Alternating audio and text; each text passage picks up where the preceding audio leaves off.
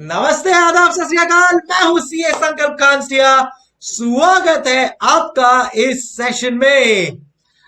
आज अपन स्टार्ट करने वाले हैं एक पूरा नया subject of CA CMA intermediate. And wow, क्या बात है! एक टोटली न्यू सब्जेक्ट है आपके लिए, इसलिए आप लोग हैं बहुत ही एक्साइटेड। मैं आप लोग नए लोगों से मिलने वाला हूं, उतना ही एक्साइटेड हूं मैं। तो सबसे पहले मैं अपना इंट्रोडक्शन दे देता हूं। मैं हूं सीए संकल्प कांस्टिया, नाम तो सुना होगा सेनोरिटा। मैं हूं सीए संकल्प कांस्टिया by qualification. I am a chartered accountant and a company secretary. Born and brought up in Mumbai, तो मेरा स्कूलिंग एंड कॉलेज भी मुंबई में ही हुआ। एनएम कॉलेज, नरसिंह मुंजी कॉलेज करके है मुंबई में, वहां पे मैंने अपना ग्रेजुएशन कंप्लीट किया। ग्रेजुएशन करने के बाद ऑब्वियसली ऑलमोस्ट वही टाइम तक मैंने मेरा सीएस भी कंप्लीट कर लिया था। तो बिफोर मेरा ग्रेजुएशन कंप्लीट हो तब तक मेरा कंपनी सेक्रेटरी कंप्लीट हो गया था इन फर्स्ट गो। देन उसी पैरेलल लेवल पे सीए फाइनल का एग्जाम था। So by the age of 21 and a half, I was also a chartered accountant. जी हाँ, कंप्लीट किया अपना सीए का कोर्स।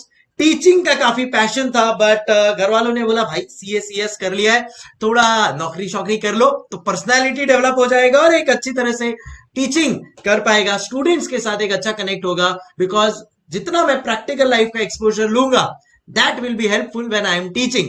एंड बस एग्जैक्टली तभी मैंने डिसाइड किया जेपी मॉर्गन ज्वाइन करने का। तो काफी सारी कंपनीज में मैंने इंटरव्यूज दिए, but obviously JP Morgan world's best financial institution, वहां पे मैंने अप्रोक्सीमेटली 4 years काम किया। And then finally full time into teaching. It's been more than a decade जब मैं कॉस्टिंग पढ़ा रहा हूं। एक्सक्लूसिवली मेरा पूरा फोकस कॉस्टिंग के ऊपर ही है, and that's what I love to teach. And वो अब आपको पता चलेगा अपने आने वाली जो ये जर्नी है, जो अप्रोक्सीमेटली 2 to 3 months के लिए चलेगी, and it's going to be a super duper fun ride. ठीक है, तो बस वही है। सीए बने, 4 साल काम किया मैंने जेपी मॉर्गन में। तो उनका फाइनेंशियल डिवीजन था एक, asset management and financial due diligence. वो उनका जो डिपार्टमेंट था, वहां पे I was there for 4 years। काफी कुछ सीखने को मिला। और वो जो भी मैं चीजें सीखा हूं मैनेजमेंट अकाउंटिंग के बारे में, क्योंकि मैंने काम भी वैसा ही किया है, एग्जैक्टली वही अप्रोच रख के आप लोग को मैं डिलीवर करूंगा when I am teaching this subject. So are you ready? Then let's get started. So full excitement चाहिए मुझे, फुल जोश चाहिए। जो जोश मेरा इस फर्स्ट लेक्चर में है, मैं आपको गारंटी देता हूं एंड लास्ट लेक्चर तक रहेगा। एग्जैक्टली सेम एक्सपेक्टेशंस मेरा आपसे भी रहेगा। देखते हैं ना, बोलते हैं ना, तालियां दोनों हाथ से बजती रहनी चाहिए। सो बहुत मजा करेंगे। It's going to be a edutainment session. ठीक है, we will have fun. Because मुझे नहीं चाहिए कि यार ये एकदम सब्जेक्ट को मैं आप लोग के लिए ओवर बर्डनिंग कर दूं। So we will keep on having fun, and at the same time we will also focus on our studies. Combine करेंगे एड्यूटेनमेंट को, and will give the best output to each one of you. Right, चलो on that note थोड़ा सा एक quick discussion करेंगे अपन लोग। सबसे पहले सीए इंटरमीडिएट में क्या क्या सब्जेक्ट्स होते हैं, क्या क्या आपको पढ़ना है, और उसमें से जो मैं सब्जेक्ट पढ़ाने वाला हूं which is cost and management accounting. और एक बात मैं आपको बता दूं, ये जो मेरा सब्जेक्ट है ना, पहले इसका क्या हाल था, मतलब जब मैंने सीए फाइनल का एग्जामिनेशन दिया था, ठीक है, सीए इंटरमीडिएट का एग्जाम दिया था, तब और अब के सीए इंटर में क्या चेंजेस आया है, how this subject has changed and grown to a very very positive level. दूसरा चीज देखो, अभी एक स्टार्ट है, ठीक है, तो स्टार्ट में मैं आपको बता दूं that we are going to be as good as friends. अगर आप एकदम मतलब ज्यादा सोचोगे अरे सर है, डाउट वाउट कैसे पूछेंगे, ऐसा सोचना ही नहीं है। देखो पूरा पैसा दिया है ना, तो टेंशन नहीं लेने का, पूरा वसूल करने का। मैं तो मारवाड़ी आदमी हूं, तो मतलब एक एक पाई पाई वसूल कर लूंगा, ऐसा एटीट्यूड रखना। बिंदास, you can ask me any questions any time. सबसे पहला काम जो मैं मेरे लेक्चर में करता हूं, and that is I share my WhatsApp number with the students. Because आप एक नया सब्जेक्ट सीख रहे हो, बहुत सारी क्वेरीज आएंगे, बहुत सारे डाउट्स आएंगे। There should be one place जहां पे आप बहुत इजीली मेरे को कनेक्ट कर सको, and this is going to be my WhatsApp number. So बहुत इजीली कनेक्टेबल होंगे अपन. अब कई बार मैं लेक्चर्स में बिजी होता हूं तो शायद इमीडिएट रिप्लाई ना है आपको व्हाट्सएप का, but definitely I will reply. आपको एक प्रोटोकॉल फॉलो करना है, मतलब आपको सिर्फ लिखना है कि सर मेरा नाम क्या है, सर मेरा लोकेशन क्या है. फॉर एग्जाम्पल हमारे यहाँ पे है एक स्टूडेंट है युग फतेहपुरी, वो है फ्रॉम दिल्ली, सो वो लिखेगा सर युग Fatehpuri from Delhi CA intermediate batch. बस इतना लिख दिया आपने, हो गया. और फिर बाद में आपके जो डाउट्स है जो भी हो, you can always always connect to me. 99% of the students का doubts obviously related to content होते हैं. कई बार 1-2% स्टूडेंट्स कुछ और भी मेंटरशिप लेना चाहते हैं, जैसे for example they want guidance regarding articleship या कॉलेज एग्जाम्स या approach towards exams. Feel free to get in touch for that as well. ठीक है, सो बेझिझक रहिएगा डाउट्स के लिए, तो बिंदास. अब देखो, डाउट्स जब आप पूछते हो तो हो सकता है कि आपने जब मुझे डाउट पूछा तो उसको मैं कैसे रिप्लाई करूंगा. It could be either through WhatsApp, मैं रिप्लाई कर दूंगा. मुझे लगा कि नहीं नहीं इसको थोड़ा एक्सप्लेनेशन चाहिए, तो मैं क्या करूंगा, ऑडियो रिकॉर्डिंग कर दूंगा, व्हाट्सएप पे आपको कॉल कर दूंगा. या अगर कोई एक्सट्रीम लेवल का हाई फाई डाउट हुआ, देन इन दैट केस मैं आपको बोलूंगा we will discuss it on a call. जहां पे मुझे लग रहा है कि व्हाट्सएप से या अपना ऑडियो से मैं इतना इजीली आपको समझा ना पाऊं, then in that case I will use that option. ठीक है, सो आई होप एकदम क्लियर हो गया होगा आपको at the outset, but please be sure के all of this is to be used systematically. समझ गए. चल अब आगे बढ़ते हैं, समझने की कोशिश करते हैं कि what exactly are we going to study in CA intermediate. वैसे तो आई फील आपको पता ही होगा, बड़ी होशियार लग रहा है मुझे, बट फिर भी मेरा भी एक फर्ज है. सो मैं आप लोगों को पहले बताऊंगा कि कौन से सब्जेक्ट्स आप लोग पढ़ने वाले हैं, इसमें से कौन से सब्जेक्ट सीए फाइनल में है नहीं है. बिकॉज जैसे ही आप सुनोगे ना कि ये सीए फाइनल में भी है या सीए में फाइनल में भी है, तो आपके कान खड़े हो जाएंगे, आप बोलेंगे अरे सर अभी तो और ज्यादा फोकस कर रहा है, बिकॉज एंड रिजल्ट आपको पता है क्या, कि हमको सीए बनना है कि नहीं. So this CA intermediate is divided into 2 parts. और मैं क्या बोल रहा हूं भाई, कम्युनिकेट करते रहना, ठीक है ना. ऐसा नहीं होना चाहिए बस एक ही जगह से आवाज जा रही है, दूसरी जगह से आवाज आ नहीं रही है, तो मजा नहीं आएगा. मैंने स्टार्टिंग में क्या बोला, ताली दोनों हाथ से बजती रहनी चाहिए, राइट. सो सीए इंटरमीडिएट डिवाइड किया है इंस्टीट्यूट ने इसको 2 पार्ट में. पहला है ग्रुप 1 और दूसरा है ग्रुप 2, राइट. अब ग्रुप 1 में देयर आर 4 सब्जेक्ट्स, ग्रुप 2 में देयर आर 4 सब्जेक्ट्स. आज से कुछ साल पहले जब मैंने एग्जाम दिया था, you will not believe, group 1 में 3 सब्जेक्ट हुआ करते थे, ग्रुप 2 में 3 सब्जेक्ट हुआ करते थे. आप बोलोगे हाँ सर देखो कितना इजी था आपके टाइम पे, इसीलिए आप पास हो गए हो. भाई रिजल्ट तो तभी भी हमारा भी वैसा ही आता था जैसा अब आ रहा है, और वो तो इंस्टीट्यूट का वैसे ही लिमिटेड 10 to 12% वाला ही रहने वाला है. But dynamics of business have change. अब सोचो ना, 10 साल पहले जो बिजनेस करने के तरीके थे, जो बिजनेस मॉडल्स थे, और आज जो बिजनेस मॉडल्स है, कितना चेंज आ गया है. तो अगर इतने सारे बिजनेसेस बढ़ रहे हैं, बिजनेस मॉडल्स चेंज हो रहा है, तो बॉस उसको समझने का तरीका भी तो बदलेगा. तो कंटेंट थोड़ा बढ़ गया है, एट द सेम टाइम आप जैसे लोगों का दिमाग भी बढ़ गया है कि नहीं. चलो, सो ग्रुप 1 को अपन ने 4 सब्जेक्ट में डिवाइड किया इंस्टीट्यूट ने. पहला है आपका अकाउंट्स, कितने मार्क्स के लिए, बट ऑब्वियस 100 मार्क्स के लिए. सेकंड है आपका लॉ. थर्ड है आपका कॉस्ट एंड मैनेजमेंट अकाउंटिंग, जिसको अपन प्यार से कॉस्टिंग बोलेंगे. एंड फोर्थ है अपना टैक्स, जिसमें 2 पार्ट है, एक है इनकम टैक्स एंड दूसरा है इनडायरेक्ट टैक्स, या जिसको अपन बोलेंगे goods and service tax, right. अब सब 100 मार्क्स के पेपर्स हैं, you know that. In the same way आता है ग्रुप 2. ग्रुप 2 में है आपका एडवांस अकाउंट्स, फिर है आपका ऑडिट, फिर है आपका EISSM, एंड देन लास्ट में है फाइनेंशियल मैनेजमेंट एंड इकोनॉमिक्स. आपको एक बात जानकर बहुत खुशी होगी, कि 8 में से 7 सब्जेक्ट्स आपके सीए फाइनल में भी आने वाले हैं। Accounts, law, costing, tax, advance accounts, audit, FME को। तो सर कौन सा नहीं आ रहा है? ये आ रहा है आपका, नहीं आने वाला है वो है EISSM। यहां पे उसको इंटर में पढ़ो, बराबर से कर लो, बात खत्म, इधर ही इसका फुल स्टॉप लग जाएगा। उसके बाद में EISSM को आपको जिंदगी में कभी नहीं देखना है, बट बाकी सब आने वाले हैं। और अगर आपको आप पता है कि यार ये सेम चीज ऑब्वियसली एडवांस लेवल पे जब अपने को पढ़नी है, then that case base foundation बहुत स्ट्रांग बनना चाहिए। तो इसके लिए जब अपन ये कॉस्टिंग चालू कर रहे हैं, राइट, सो सीए फाइनल का कॉस्टिंग ऑब्वियसली एडवांस लेवल का, बट जब तक बेस प्रॉपर नहीं होगा, आप मुझे बताओ क्या मैं सीए फाइनल पे एक्सेल कर पाऊंगा या चार्टर्ड अकाउंटेंट बन पाऊंगा? The answer is no. इसके लिए बहुत इंपॉर्टेंट है कि अपन हर एक चीज में conceptually with the utmost basic clear हो। मानते हो कि नहीं? सो इसके लिए यहां पे बी एंश्योर्ड के कोई भी डाउट हो, बोलते ना, कोई डाउट मत रखना। क्लियर? ओके। अब अगर आपको एग्जाम्स क्लियर करना है, देन इन दैट केस क्या करोगे? ग्रुप 1 में मिनिमम सब में कितना मार्क्स चाहिए बॉस? Minimum 40 40 40 and 40।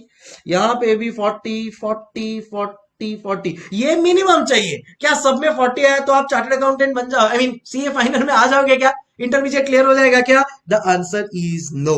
भाई साहब, आपको मिनिमम सब में 40 तो चाहिए, बट हर दोनों ग्रुप का एवरेज 50 मार्क्स होना चाहिए।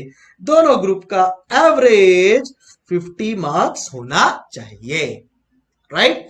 तो अब मैं आपको एक बात बताता हूं कि समझो समझो, यहां पे ग्रुप 1 अगर आपको क्लियर करना है, ग्रुप 1 अगर अपने को क्लियर करना है, एक दो हाइपोथेटिकल एग्जांपल लेते हैं अपन लोग। समझो अकाउंट्स है, लॉ है, फिर कॉस्टिंग है और टैक्स है।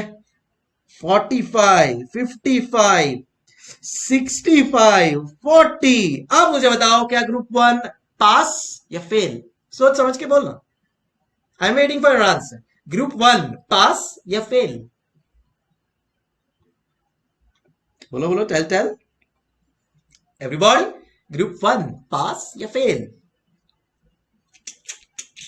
एंड मेजॉरिटी स्टूडेंट्स का करेक्ट आंसर आया है, एंड दैट इज सर पास। क्यों? क्योंकि देखो सब में मिनिमम 40 है क्या? Yes sir. क्या एवरेज 50 आया है क्या? 45 plus 55 plus 65 plus 40, sir 205। Average 50 मतलब टोटल 200 मार्क्स होना चाहिए बॉस, बराबर है। सो 205 हो गया है, तो यानी मिनिमम 40 वाला criteria sir tick mark, average 50 वाला criteria sir tick mark. So can I say ये दोनों चीजें यस है, we will write your pass. Same way अगर मैं ग्रुप 2 की बात करता हूं, तो एडवांस अकाउंट्स है, यहां पे ऑडिट है आपका, EISSM है, एंड लास्ट में है आपका FME को। समझो यहां पे है 40 40 70 85। अब मुझे बताओ क्या आप पास हो या नहीं? सर सेम चीजें देखनी है अपने को। क्या मिनिमम सब में 40 आया है क्या? Yes sir. क्या एवरेज 50 बना है क्या? Yes sir. तो टोटल कर लेते हैं इसका भी, 40 plus 40 plus 70 plus 85, sir it is 235। दोनों दोनों दोनों ग्रुप आपके क्या हो गए? पास हो गए। ठीक है, ये तो एकदम सिंपल एग्जांपल था। ठीक है, और एक एग्जांपल देता हूं which has been a fact for a lot of students, जो मैं आप लोग के साथ शेयर करने वाला हूं। मेरे कई स्टूडेंट्स के साथ भी हुआ है। I will share it with you. Accounts, law, costing, and then there is tax. और आपका है ग्रुप 2 में, समझो आपने दोनों ग्रुप साथ में एग्जाम दिया, तो ये है आपका एडवांस अकाउंट्स, ये है आपका ऑडिट, देन आपका आता है EISSM, एंड देन आता है FME को। समझो आप लोग ने ये एग्जाम दिया, इधर आपका आया 45 40 42 55 50, 51, 40 and 95. अब आप मुझे बताओ पास है या नहीं। सबसे पहला चीज क्या है सर, मिनिमम 40 होना चाहिए क्या? एक 40, yes 40, 40 yes, 40 yes, 40 yes, 40 yes, 40 yes, 40 yes, क्या सब में 40 है? यस सर, वो वाला तो चीज है। क्या एवरेज, क्या एवरेज 50 है या नहीं? 45 प्लस 40 प्लस 95, सर डर लग रहा है, plus 42 plus 55 plus 50 plus 51 plus 40, 418 sir pass. कैसा लग रहा है? मतलब एकदम ऐसा फील आ रहा होगा ना, सच्ची में एक रिजल्ट देखा और पास हो गया और ये हो गया 50, है कि नहीं? टोटल कितना आया पता है आपको? कितना चाहिए टोटल? 50 इंटू 8 सब्जेक्ट्स, तो एवरेज आपको 400 चाहिए। अपना यहां पे टोटल कितना आ रहा है? 418, एंड एक सब्जेक्ट आपके लिए गेम चेंजर निकला, and that was costing, costing, costing. क्या कहने की कोशिश कर रहा हूं, समझ रहे हो? कि अगर आपका प्लान है एक ग्रुप या दोनों ग्रुप देने का, there is going to be one game changer subject. अगर उसको बराबर से कर दिया ना, बाकी सब थोड़ा बहुत 19-20 भी हुआ चला लेंगे। मतलब आप सोचो ना, अकाउंट्स में आपको 40s में है, टैक्स में 40s में है, लॉ में 40s में, एफएम इकोस में 40s में, बाकी सब भी कुछ खास नहीं है, बट एक subject, and that subject is your and my favorite, and that is costing। अगर ये अपन ने अचीव कर लिया, दोनों ग्रुप का मैनेज कर लेगा, मैं आपको बता रहा हूं दोनों ग्रुप का। इसमें भी ये लो, मेरे को ये 55 नहीं चाहिए, इसमें भी खाली 55 आने दो, इसमें भी खाली 45 आने दो, इसमें भी खाली 45 आने दो, तो भी मेरा खाली कॉस्टिंग मुझे बचा लेगा। सही है? So just giving you an idea, एक मोटिवेशन समझ लो, एक रोड मैप समझ लो, एक विजन समझ लो, that you have to get best in this subject. क्यों? बिकॉज अगर अपने को ये सब्जेक्ट 90 प्लस जो अपना अभी से थॉट प्रोसेस होना ही चाहिए, अगर ये आ गया ना, देन इन दैट केस फिर पीछे मुड़ के नहीं देखना है। ठीक है? सो आज से आपके लिए मैं अगर बोलता हूं कि बॉस मिनिमम कितना मार्क्स लाना ही लाना है, everybody write it down in your book। क्या? Minimum 90 marks in costing. Sir क्या इतना मार्क्स आता है? जी हाँ, समझ रहे हो? सो अगर इफ इट इज पॉसिबल, इसीलिए तो मैं डिस्कशन कर रहा हूं। ठीक है? और अगर आपने भी अपने दिमाग में सोच लिया ना कि नहीं 90 मेरा पासिंग है, ठीक है, आपका पासिंग ये 40 है ही नहीं, कॉस्टिंग में आपका पासिंग क्या है, सबका आंसर चाहिए मुझे। उस चैट बॉक्स में मुझे सबका आंसर चाहिए। What is your passing marks for costing? What is your passing marks for costing? बोलो बोलो, चल चल, पासिंग मार्क्स फॉर कॉस्टिंग। आज के बाद क्या होगा आपके लिए? Everybody has to answer. Book में लिख लो ये, आप जैसे अभी अपना बुक कभी भी खोलोगे ना, तो आपको ये चीज दिखनी ही चाहिए। प्रेपरेशन भी उस लेवल का करोगे आप, I assure you.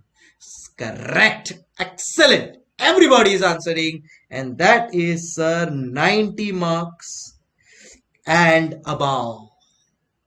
this is going to be my motive for this subject। 90 marks चाहिए ही चाहिए, लाके ही दिखाएंगे। ठीक है ना? अपने आप से प्रॉमिस कर लो।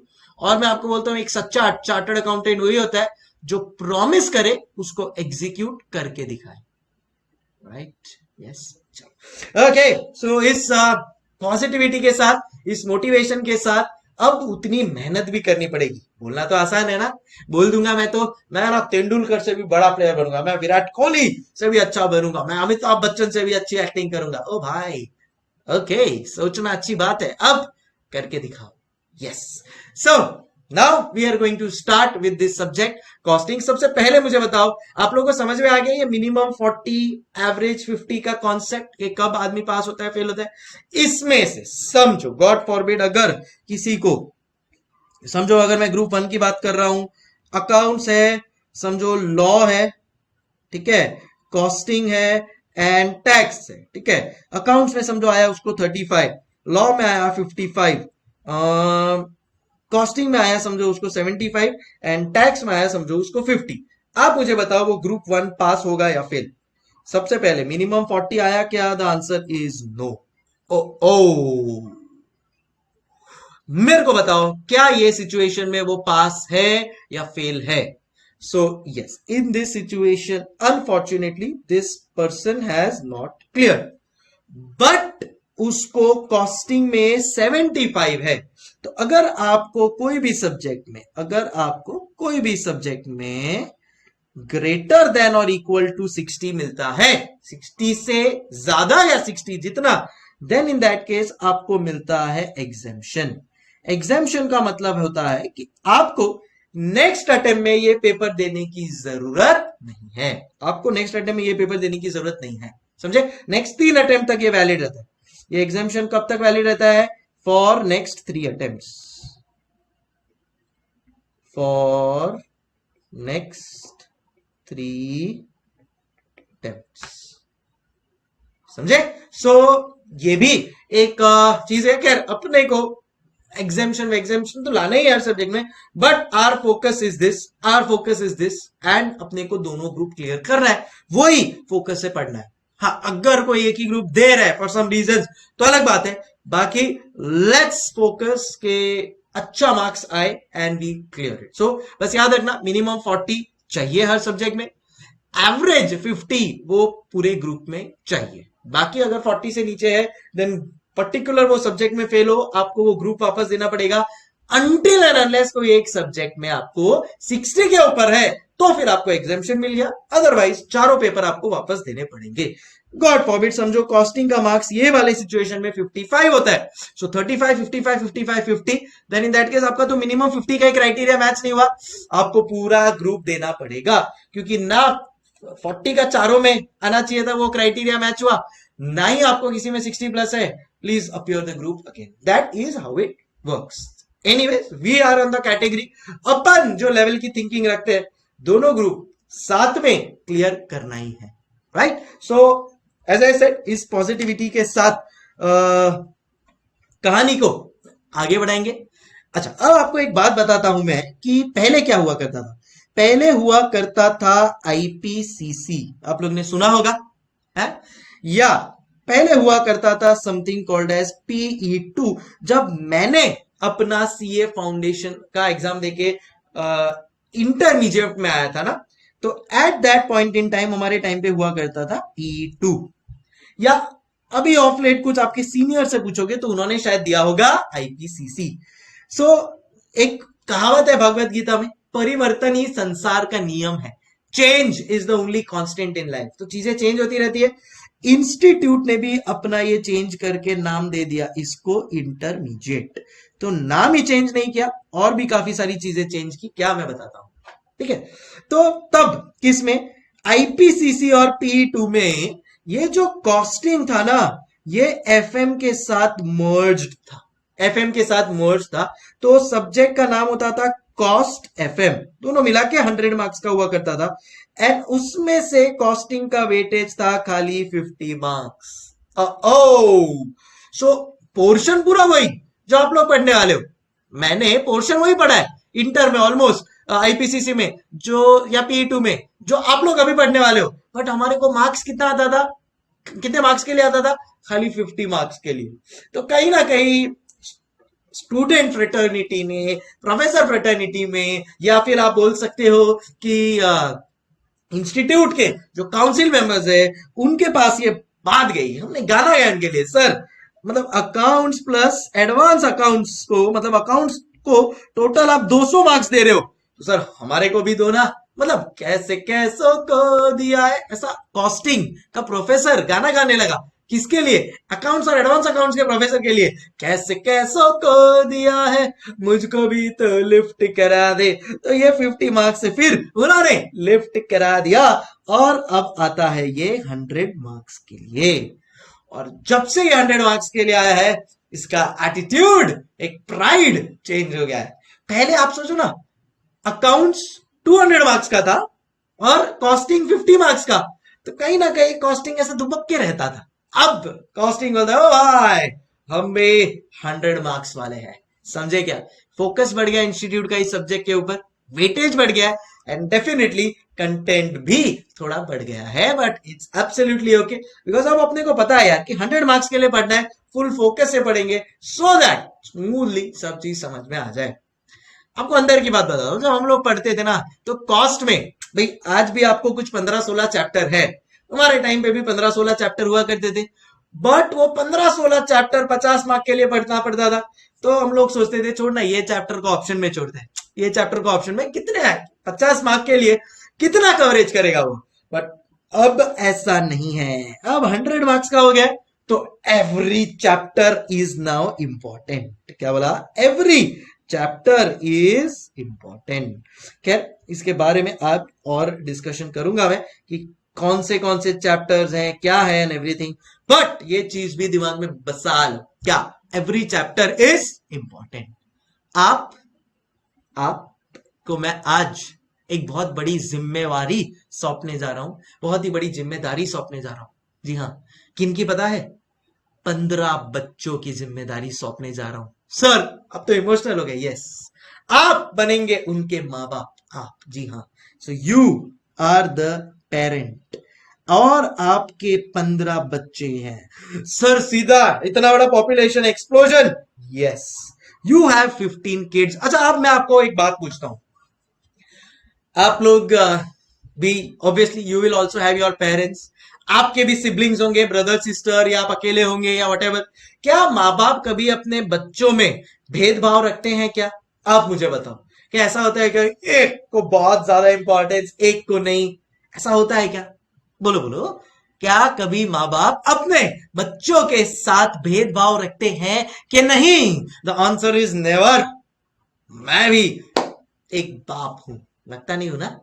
हूं। सो ऑब्वियसली एग्जैक्टली, तो आज आप क्या हो? आज आप भी पेरेंट बन चुके हो 15 बच्चों के, और ये 15 जो चैप्टर्स हैं, ये जो 15 चैप्टर्स है ना, इनमें आपको भी कोई भेदभाव नहीं रखना है, आपको भी इनको अपने बच्चों की तरह treat all of them equally, treat all of them equally. वाह वाह वाह, ठीक है। सो समझ में आ रहा है? हाँ ये देखो अमन बोल रहा है हाँ सर होता है कभी कभी, है ना, थोड़ा भेदभाव रखते हैं, वो आपको दिखाने के लिए, बट इंटरनली उनके दिमाग में उनके सब बच्चे एक है। बाद में शायद कुछ को ठीक करने के लिए, सीधा करने के लिए जानबूझ के वो करेंगे कुछ, बट दिमाग में उनके सब एक है। आपके लिए भी ऐसा ही कुछ है।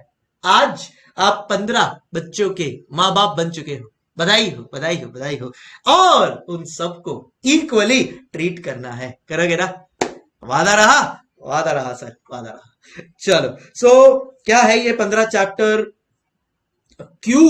सबसे एक क्वेश्चन काफी सारे स्टूडेंट्स को आता है कि सर ऐसा क्यों हुआ, क्या बोला, ऐसा क्यों हुआ कि अकाउंट्स तो हमारे को FYJC से 11th स्टैंडर्ड से सर, और कॉस्टिंग इतना लेट आया इंटरमीडिएट में। अगर मैं कॉलेज की भी बात करूं तो FY BCom के पहले तो आता नहीं है कॉस्टिंग, तो उसके लिए भी मेरे पास एक एग्जांपल है, एक चीज है, मैं आपको बताता हूं क्यों ऐसा है।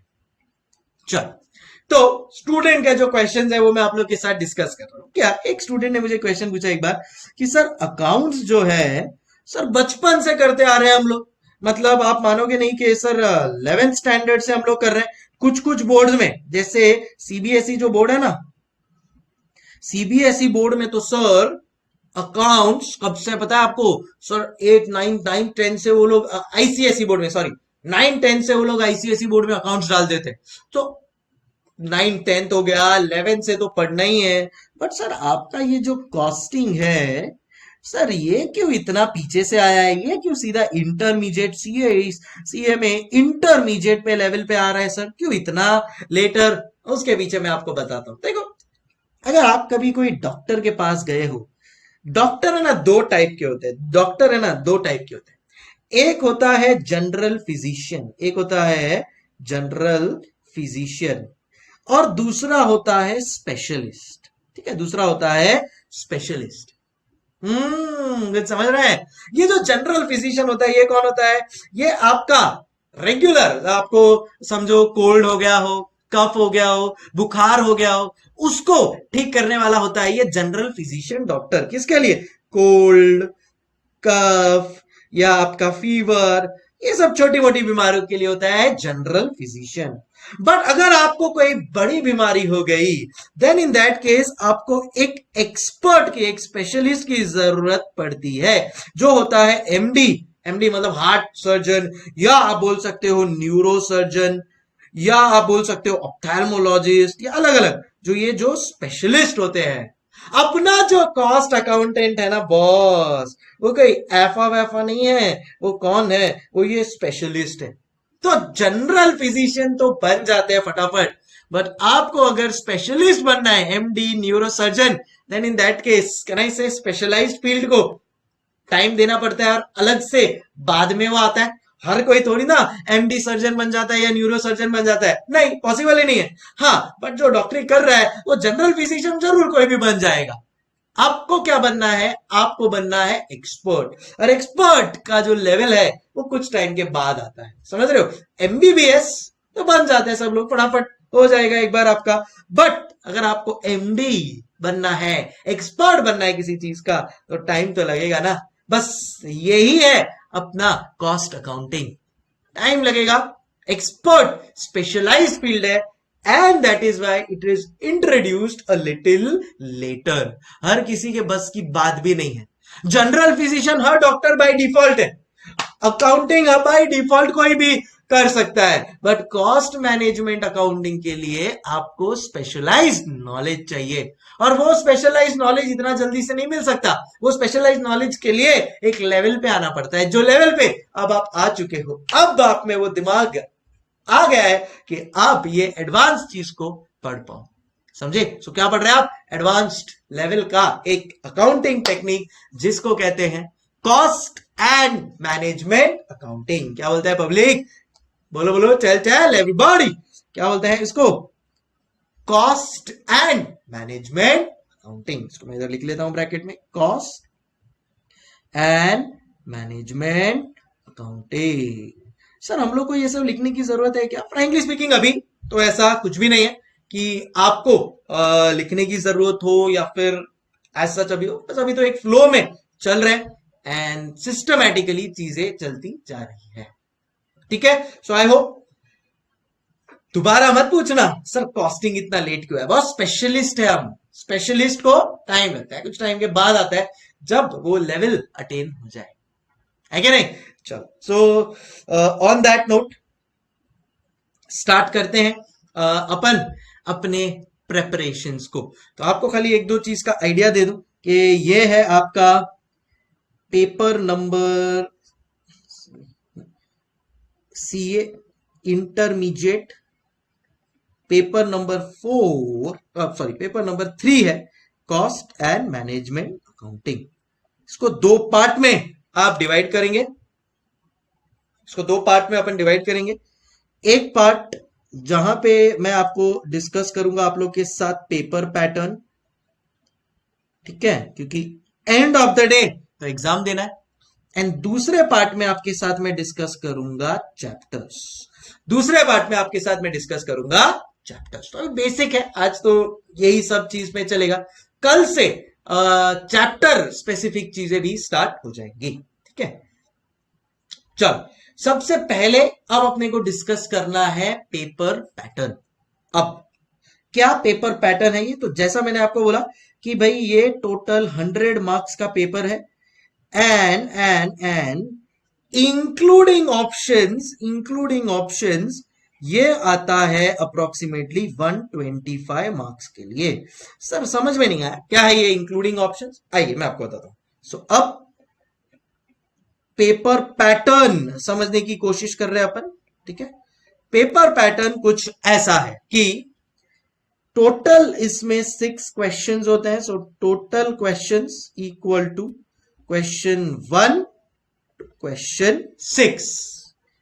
Question number 1 is going to be compulsory. Question number 1 क्या होने वाला है? कंपल्सरी क्वेश्चन, मतलब आपको अटेम्प्ट करना ही पड़ेगा 101%। तो क्वेश्चन नंबर 1 क्या होने वाला है सर? क्वेश्चन नंबर 1 होने वाला है कंपलसरी। सर कितने मार्क्स का होगा? ये होगा 20 मार्क्स का। एंड इसका सब डिवीजन कैसे होगा? Question 1A 1B 1C 1D 5 marks 5 marks 5 marks 5 marks fix. ये पैटर्न फिक्स है। सर कौन से चैप्टर से आएगा? वो तो खाली इंस्टीट्यूट को पता। अपने तो एक बात सीख ली ना आज कि अपने लिए तो क्या है, सबके सब चैप्टर्स अपने लिए क्या है? इक्वल। तो कोई भी चैप्टर से आने दो, सानू की फर्क पैंदा, अपने को क्या फर्क पड़ता है? अपने लिए तो सब क्या है? करेक्ट, इक्वल है ना। तो अपने को कोई भी चैप्टर में से आए कोई प्रॉब्लम नहीं। So question 1ABCD 5 marks 5 marks 5 marks 5 marks. अब तक जो इसका पैटर्न देखा गया है कि ये सब के सब जो क्वेश्चन होते हैं वो प्रैक्टिकल ओरिएंटेड क्वेश्चंस होते हैं। सो आपके प्रैक्टिकल क्वेश्चंस होंगे ये, ठीक है। प्रैक्टिकल क्वेश्चंस मतलब बेसिकली सम्स। Alright, okay. उसके बाद सो क्वेश्चन 1ABCD हो गया आपका। फिर आते हैं क्वेश्चन नंबर 2 के ऊपर। सो अब आता है question number 2 to question number 5। इनका पैटर्न समझने की कोशिश करो।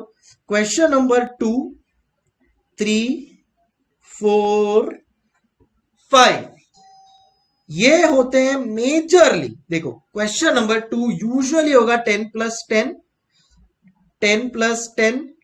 क्वेश्चन नंबर 4 में अब आजकल देखा गया है, अब ये 4 जरूरी नहीं है, 4 की जगह 2 पे भी आ सकता है, 5 पे भी आ सकता है, इज अ 10 + 5 + 5 एंड फिर ये आता है 10 + 10। तो again I am telling you, हो सकता है ये पैटर्न ये 4 वाला जैसा ना 10 + 5 + 5 क्वेश्चन नंबर 2 में भी आ जाए, क्वेश्चन नंबर 5 में भी आ जाए, किसी में भी हो सकता है। बट मेजरली ऐसा होता है क्या? 10 मार्क्स + 10 मार्क्स के 2 क्वेश्चन, 10 मार्क्स + 10 मार्क्स के 2 क्वेश्चन, 10 + 5 + 5 एंड 10 + 10। मेजरली देखा गया है, मेजरली प्रैक्टिकल क्वेश्चंस ही होते हैं इसमें। बट इंस्टीट्यूट ने एक अटेम्प्ट में यहां पे कहानी में ट्विस्ट डाल दिया, ठीक है। उन्होंने क्या किया, क्वेश्चन नंबर 4 का ये जो 5 मार्क्स था ना, ठीक है, यहां पे इन्होंने डाल दिया थ्योरी। ओ अब तक क्या लग रहा था? 5 मार्क्स का ही है, मतलब सब प्रैक्टिकल क्वेश्चंस ही है। बट इंस्टीट्यूट ने 1 नवंबर 20 अटेम्प्ट में पैटर्न थोड़ा चेंज कर दिया। पैटर्न चेंज कर दिया मतलब थ्योरी डाल दी। ओह, तो अब स्टूडेंट को लगा कि अरे ये कैसे पैटर्न चेंज हो गया? मतलब इंस्टीट्यूट है, वो कुछ भी कर सकता है, अपने को सबके लिए प्रिपेयर रहना है। सो दिस ये जो 5 मार्क्स है, या ये आप जिसको बोल रहे हो 5 + 5 है, this can be either theory और इट कैन बी प्रैक्टिकल, ठीक है। सो वो भी मैं आपको बता दूं। एंड ये सब के सब 20 मार्क्स के ही क्वेश्चंस होंगे, वो तो अभी आपको पता ही चल गया होगा। क्लियर? एंड फिर आता है क्वेश्चन नंबर 6। अब क्वेश्चन नंबर 6 जो है ना, इसमें 5 पार्ट होते हैं, ABCDE एंड आपको 5 मार्क्स का हर एक क्वेश्चन होता है, इनटू एनी 4 अटेम्प्ट करने होते हैं। तो 5 × 4 कितना हो गया बेटा? 20 मार्क्स का क्वेश्चन नंबर 6। मेजरली देखा गया है कि this question 6 covers theory, this question covers theory. Again institute है, कभी दिमाग चेंज हो गया, यहां पे एक 5 मार्क का क्वेश्चन प्रैक्टिकल का भी डाल सकती है, कुछ भी कर सकते हैं। बट मेजरली देखा गया है that this question 6 A to E कितने मार्क्स का होता है? 5 मार्क्स, उसमें से आपको 4 ही अटेम्प्ट करना है, any 4, and this is majorly theory.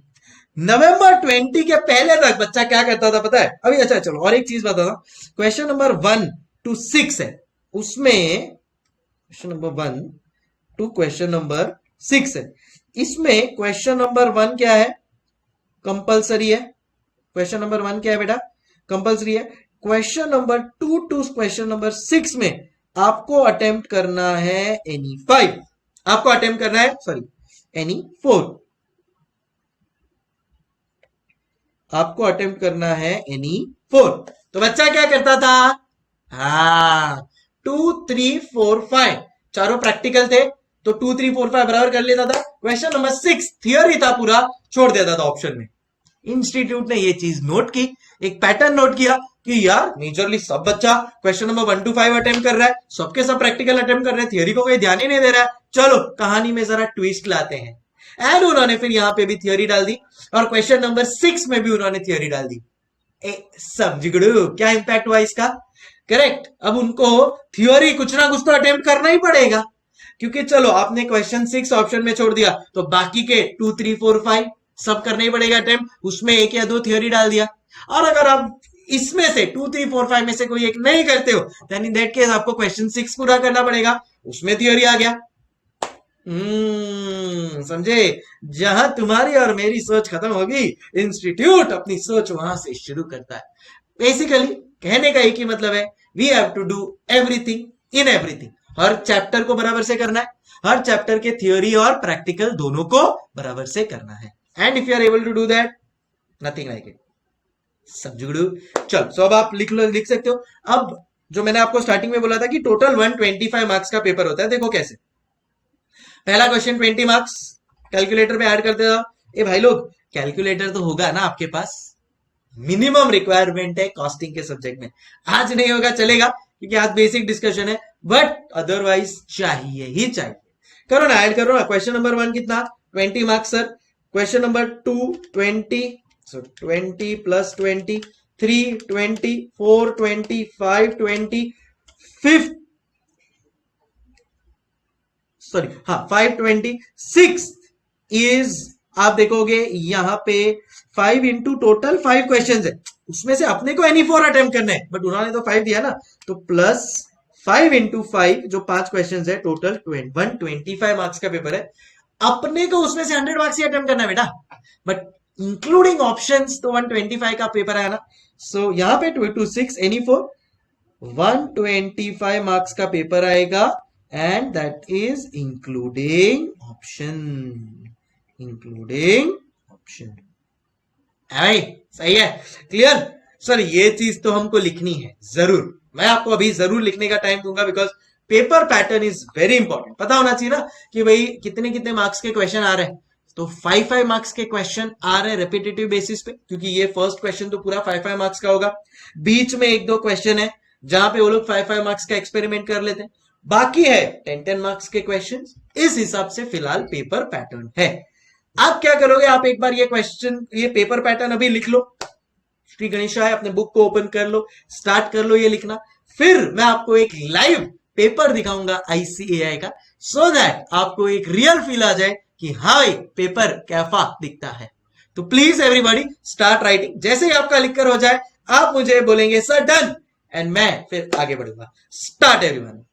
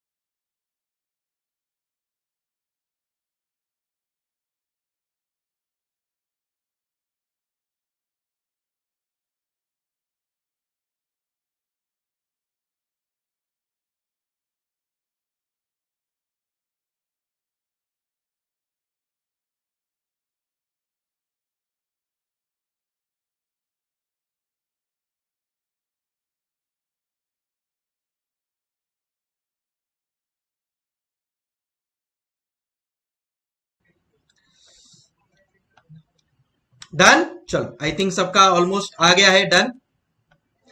Okay, let's start, let's continue. तो मैंने आपको अभी जस्ट बोला था कि what I will do is कि मैं आपको प्रैक्टिकली एक पेपर दिखा दूंगा। आओ आओ दिखा, ये रहा पेपर। तो मैंने रैंडमली ऐसे ही एक पेपर उठा लिया, जुलाई 21 का ये पेपर है, रैंडमली। तो देखो, this is how your paper is going to look like. Sir yellow colour का पेपर होगा, यस। तो इंस्टीट्यूट दो कलर यूज करती है, yellow colour and white colour. So it could be either, but this is how it will be. ऊपर लिखा हुआ आएगा IPCE new syllabus paper number 3, जो अपन ने कहा यहां पे, it is paper number 3, paper number 3, and then cost and management accounting is the name of the subject. So CMA, total number of questions 6, time allowed 3 hours, maximum marks 100।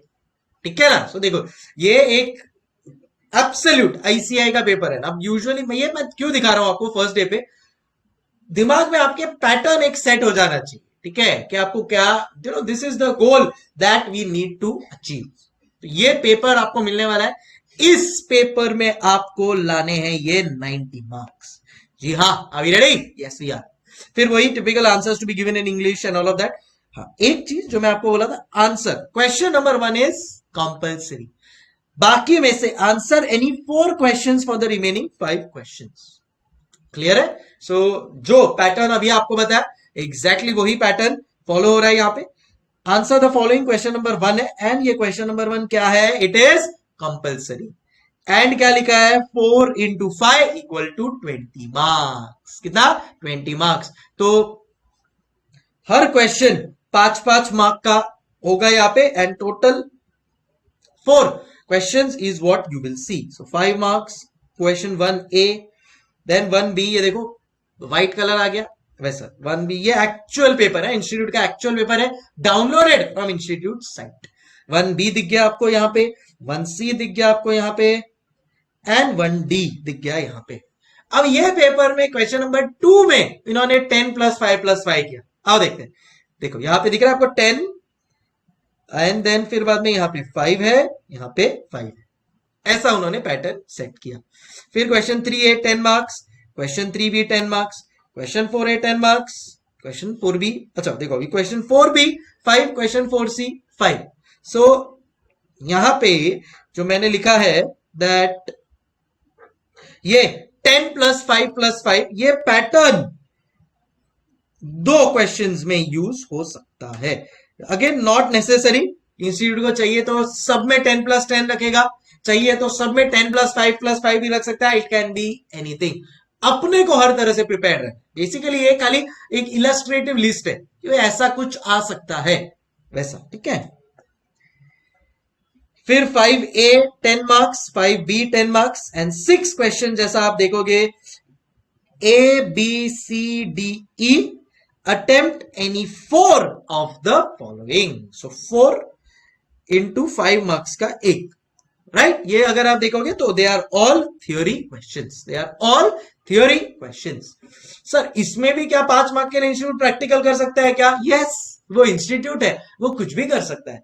सो वैसा भी possibility है, but majorly ये देखा गया है कि जो last question, question number 6, उसको इंस्टीट्यूट 5 मार्क्स के लिए ही रखता, मतलब थ्योरी के लिए ही रखता है। सो थ्योरी प्रैक्टिकल दोनों में अपने को स्ट्रांग होना पड़ेगा if you have to cross 90+। देखो समझो 90+ लाना है तो ना किसी ऑप्शन, ना चैप्टर को ऑप्शन में छोड़ सकते हैं, पॉसिबल ही नहीं है, ना कोई क्वेश्चन को ऑप्शन में छोड़ सकते हैं, ना कोई पैटर्न को, थ्योरी प्रैक्टिकल सब कुछ करना ही है। एंड दैट ब्रिंग्स मी के सर अपना कवरेज क्या होगा? फिर आप भी इतनी बड़ी बड़ी बातें कर रहे हो 90 मार्क्स लाने की, तो हमको जरा बताओ कि हमको पढ़ना क्या होगा ये सब कवरेज, ये सब मार्क्स लाने के लिए। So your we will write down coverage, तो क्या क्या कवरेज होगा। और इसी के साथ मैं आपको अपनी बुक जिससे अपन पढ़ने वाले हैं ऑप्टिमाइज्ड, उसके भी दर्शन कराऊंगा। सो पहला है कवरेज, तो कवरेज में क्या क्या होने वाला है अपना, सबसे इंपॉर्टेंट, सबसे पहला ICAI स्टडी मटेरियल। और मैं आपको बता दूं ये अपन करने वाले हैं 100% कवर। जी हाँ, मतलब कोई डाउट मत रखना इस टर्म्स में कि ICAI material 100% coverage, because institute का एग्जाम है, सीधी सी बात है ये अपने को पूरा कवर करना ही पड़ेगा। सेकेंड जो अपन करेंगे that is going to be past papers. Second जो अपन करेंगे that is going to be past papers. तो जैसा मैंने अभी आपको एक पास्ट पेपर दिखाया था ना यहाँ पे, राइट, तो ऐसे पास्ट पेपर में तो हो सकता है कुछ क्वेश्चन जो मॉड्यूल में ना हो बट इंस्टीट्यूट ने अपने पास्ट पेपर में पूछ लिया, डेफिनेटली अपने को करना पड़ेगा ना, सो पास्ट पेपर्स। ठीक है, थर्ड जो अपन करने वाले हैं coverage that is going to be RTP या MTP बोथ। RTP का मतलब होता है रिवीजन टेस्ट पेपर, MTP का मतलब होता है मॉडल टेस्ट पेपर। RTP मतलब क्या होता है, I tell you now. Suppose आपका अटेम्प्ट है मई 2024 में, जस्ट एन एग्जांपल। ठीक है, तो आपके अटेम्प्ट के एग्जैक्टली 2 to 3 months पहले इंस्टीट्यूट एक लिस्ट ऑफ क्वेश्चन निकालेगा which they feel is important for your attempt. ठीक है, सो समझो अगर आपका अटेम्प्ट है मई 24 में, ठीक है, तो मई 24 के 3 महीने पहले यानी समवेयर अराउंड फरवरी में बोल देता हूं, तो फरवरी 2024 में इंस्टीट्यूट RTP निकालेगा 1 क्वेश्चन पर chapter and which according to institute is important for your exam preparation। Her chapter में से एक एक क्वेश्चन इंपॉर्टेंट फॉर एग्जाम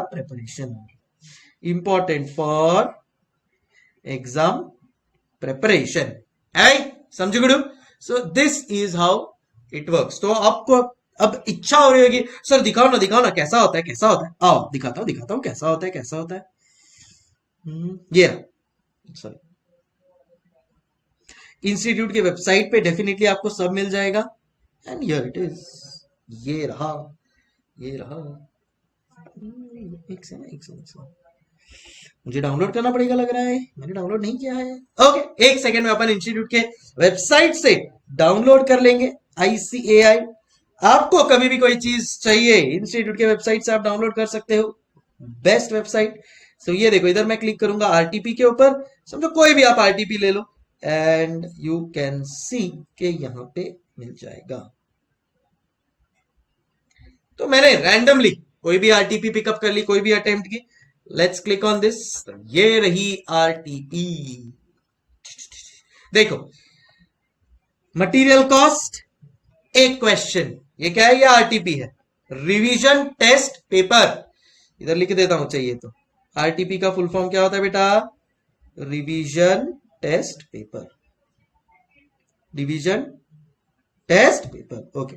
फिर चैप्टर नंबर 2 कौन सा है, समझो मटेरियल एम्प्लॉय कॉस्ट, उसमें से एक क्वेश्चन आ गया। यहां पे नेक्स्ट चैप्टर एक क्वेश्चन इसमें से आ गया, नेक्स्ट चैप्टर एक क्वेश्चन इसमें से आ गया, वैसा। तो ये सब इंस्टीट्यूट निकालेगा और आपको देगा एग्जाम के 2-3 महीने पहले। तो सर वो भी कवर कर लिया है, तो 2-3 महीने पहले कवर आपको जो भी आएगा, समझो आपका अटेम्प्ट है और आपने तो पहले ही क्लास ले ली होगी, तो मेरे YouTube चैनल पे मैं इसको अपलोड करूंगा। Definitely you have to subscribe to my YouTube channel CA Sankalp कांस्टिया के नाम से। अब डेफिनेटली आपको उसको करना है, बिकॉज नया RTP आया है, कोई इंस्टीट्यूट के नए सम्स आए, कोई पास्ट पेपर का मुझे डिस्कशन करना है, जो समझो अभी हर आपने तो कोई एक पर्टिकुलर अटेम्प्ट के लिया, उसके बाद आपके अटेम्प्ट तक 1-2 और अटेम्प्ट हो जाए, तब तक के क्या करोगे, I will put it on my YouTube channel. सो रिविजन टेस्ट पेपर्स भी अपने कंटेंट में कवर होगा, जब जो अभी तक आया, और अगर उसके बाद भी कुछ आता है, I will do it on my YouTube channel, वहां से आपको मिल जाएगा। समझे गुरु, ग्रेट। फिर RTP MTP के बाद आता है आपके, हाँ, ओल्ड सिलेबस के कुछ रेलेवेंट क्वेश्चन। सो रेलेवेंट PM या study material of old syllabus. देखो, ओल्ड सिलेबस निकल गया है, but old is gold. So you never know, old syllabus में से कुछ इंपॉर्टेंट क्वेश्चंस हो जो आपके लिए रेलेवेंट हो, इसके लिए मैंने वर्ड यूज कर लिया है relevant PM SM old syllabus question, जो आपके लिए रेलेवेंट हो। And it can come in the examinations. ये सब होगा और इसी के साथ होगा कुछ एसके स्पेशल। एसके यानी Sankalp, ladies and gentlemen. So SK special के कुछ सम्स भी होंगे यहां पे। This is going to be our coverage. ठीक है, अभी रेडी? अब आप मुझे बोलो, इस कवरेज के बाद, ठीक है, इस कवरेज के बाद क्या आपको लगता है आपको 90 से कम लाना सही रहेगा? आप बताओ मित्रों, आप बताओ, आवाज आनी चाहिए। क्या 90 के नीचे आएगा आपको अगर आप इतना कवरेज करोगे तो? नो वे। सो 90 लाना ही है और इस कवरेज से लाके दिखाएंगे।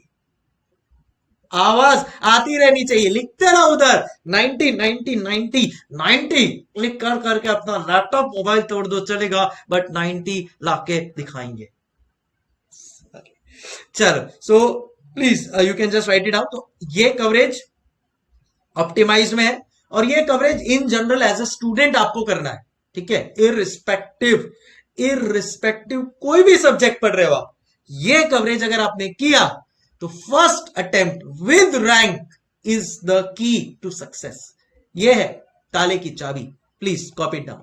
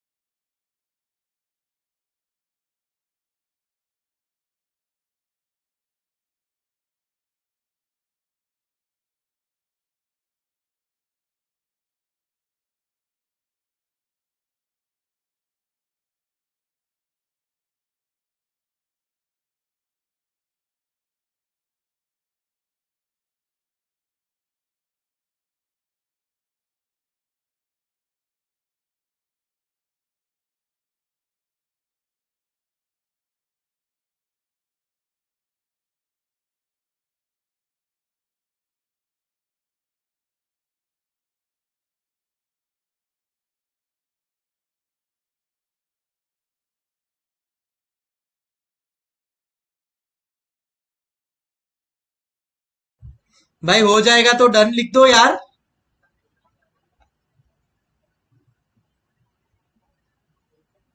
तरुवर इज डन।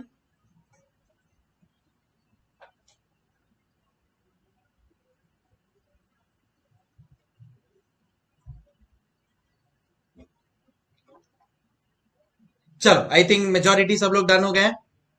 Done, great.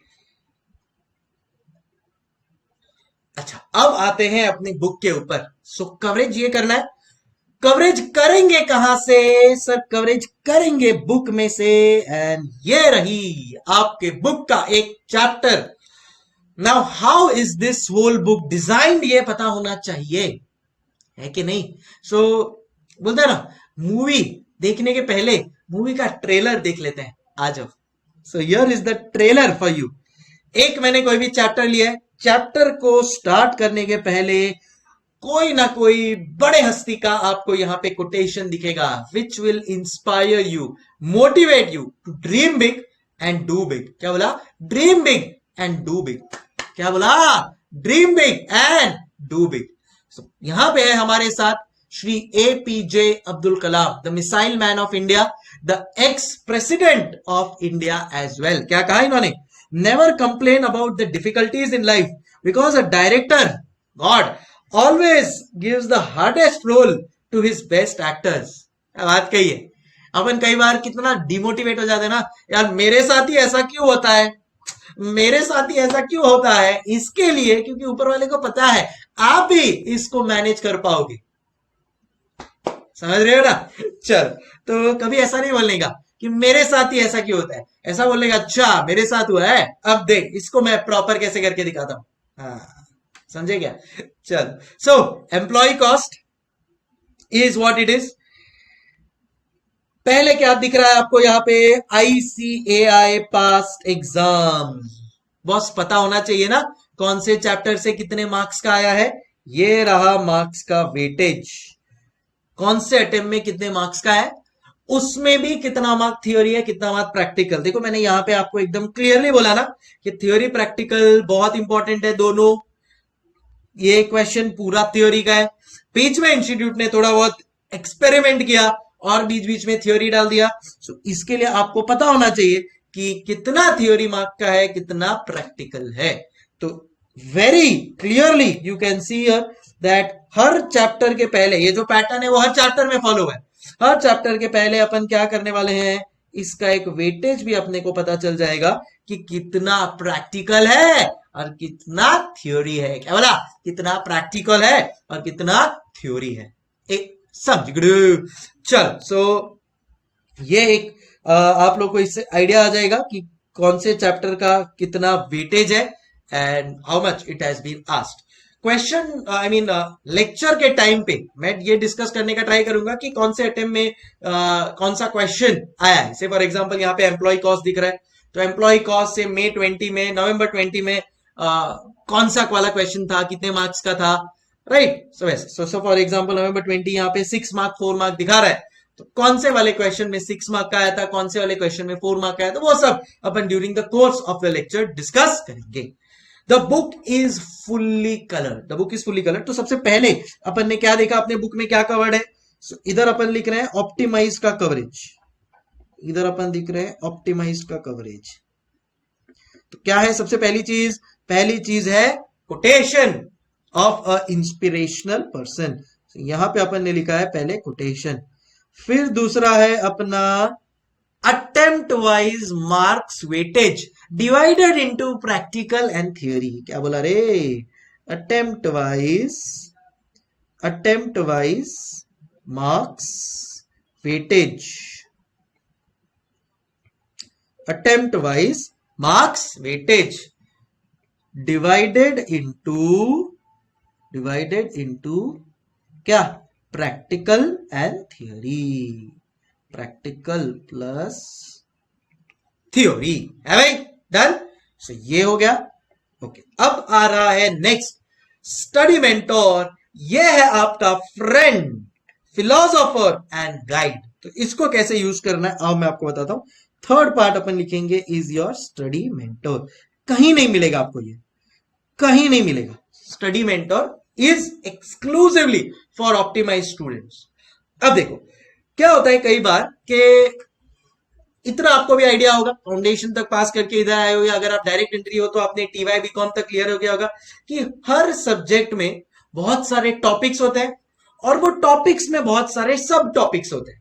जैसे अगर मैं कॉस्टिंग की बात करूं तो यहां पे एम्प्लॉय कॉस्ट एक टॉपिक है जो अभी अपन पढ़ने वाले हैं। फॉर एग्जाम्पल एम्प्लॉय कॉस्ट से स्टार्ट नहीं कर रहा हूं, खाली ये भी मैंने यहाँ पे एम्प्लॉय कॉस्ट का ये बुक का एग्जाम बुक में ओपन किया है, तो समझो एम्प्लॉय कॉस्ट टॉपिक हो गया। कॉस्टिंग सब्जेक्ट का टॉपिक एम्प्लॉय कॉस्ट। अब ये एम्प्लॉय कॉस्ट के अंदर तो बतेरे एज इन बहुत सारे सब टॉपिक्स होते हैं। तो जब सर पढ़ा रहे होते हैं ना, तब तो अपने को समझ में आ जाता है कि हाँ भाई चलो ये चीज पढ़ाई ये समझ में आ गया।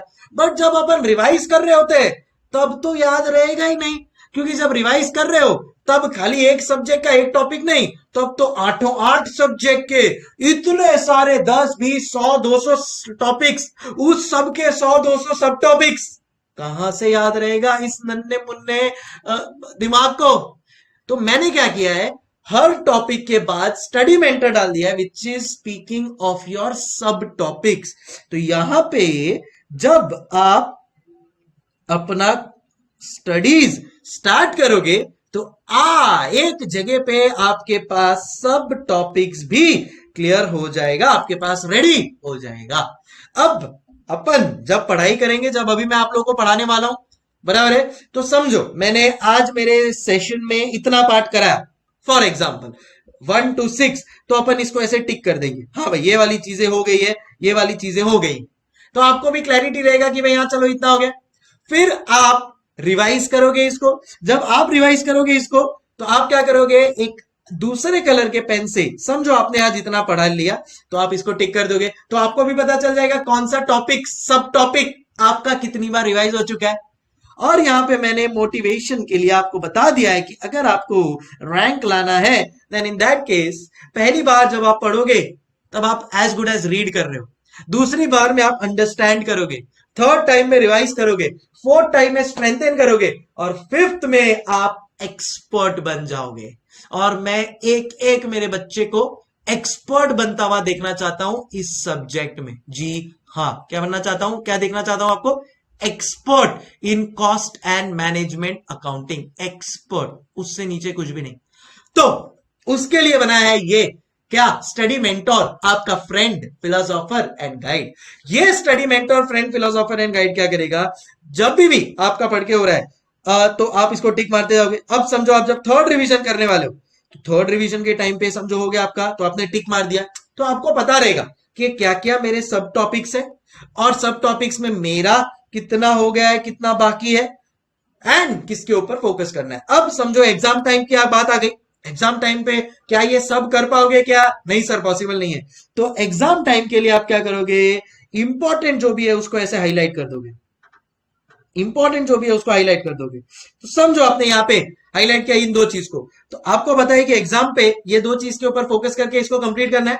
तो आप सीरियल नंबर 5 के ऊपर जाओगे, एग्जाम आते ही, एग्जाम कब आएगा आपका, लॉ के बाद आएगा, मतलब 1.5 डेज ही पड़ा है आपके पास। अब 1.5 डेज में पूरा कॉस्टिंग सब तो नहीं हो पाएगा, बट जो इंपॉर्टेंट है वो मैं कर लूं तो एग्जाम आराम से दे पाऊंगा। इंपॉर्टेंट क्या क्या है वो मैंने यहाँ पे पहले ही मार्क कर दिया।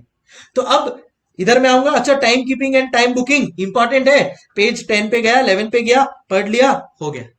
नेक्स्ट नेक्स्ट नेक्स्ट, अच्छा question number 1, collection of effect, calculation of effective early wage rate important है, चैप्टर पेज नंबर 18 पे गया, पढ़ लिया, हो गया। ऐसे ही समझो मैंने और भी कुछ मार्क किया होगा, समझो मैंने ये मार्क किया है, समझो ये मार्क किया है। अच्छा प्रीमियम बोनस मेथड मेरे को करना है, Halsey Rowan system, page 23 to 25 पे गया, हो गया। Sir question 12, sir page 45 to 48, labour turnover with different class of employees करना है, ओके गया, हो गया। समझे? सो ये सिस्टमैटिकली देखो, इतना जब सब्जेक्ट्स, टॉपिक्स, सब टॉपिक्स, कॉन्सेप्ट्स, सम्स, एग्जांपल्स सर पे आ जाता है ना, तब it becomes difficult to make things systematic.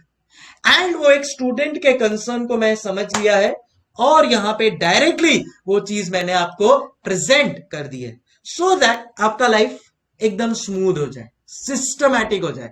तब भी ला पाओगे ना। कोई भी सब्जेक्ट में आपको लगता है 90 मार्क्स लाना इतना इजी है, हलवा है? नहीं, पहले से ही सिस्टमैटिक और प्लानिंग करना पड़ेगा आपको।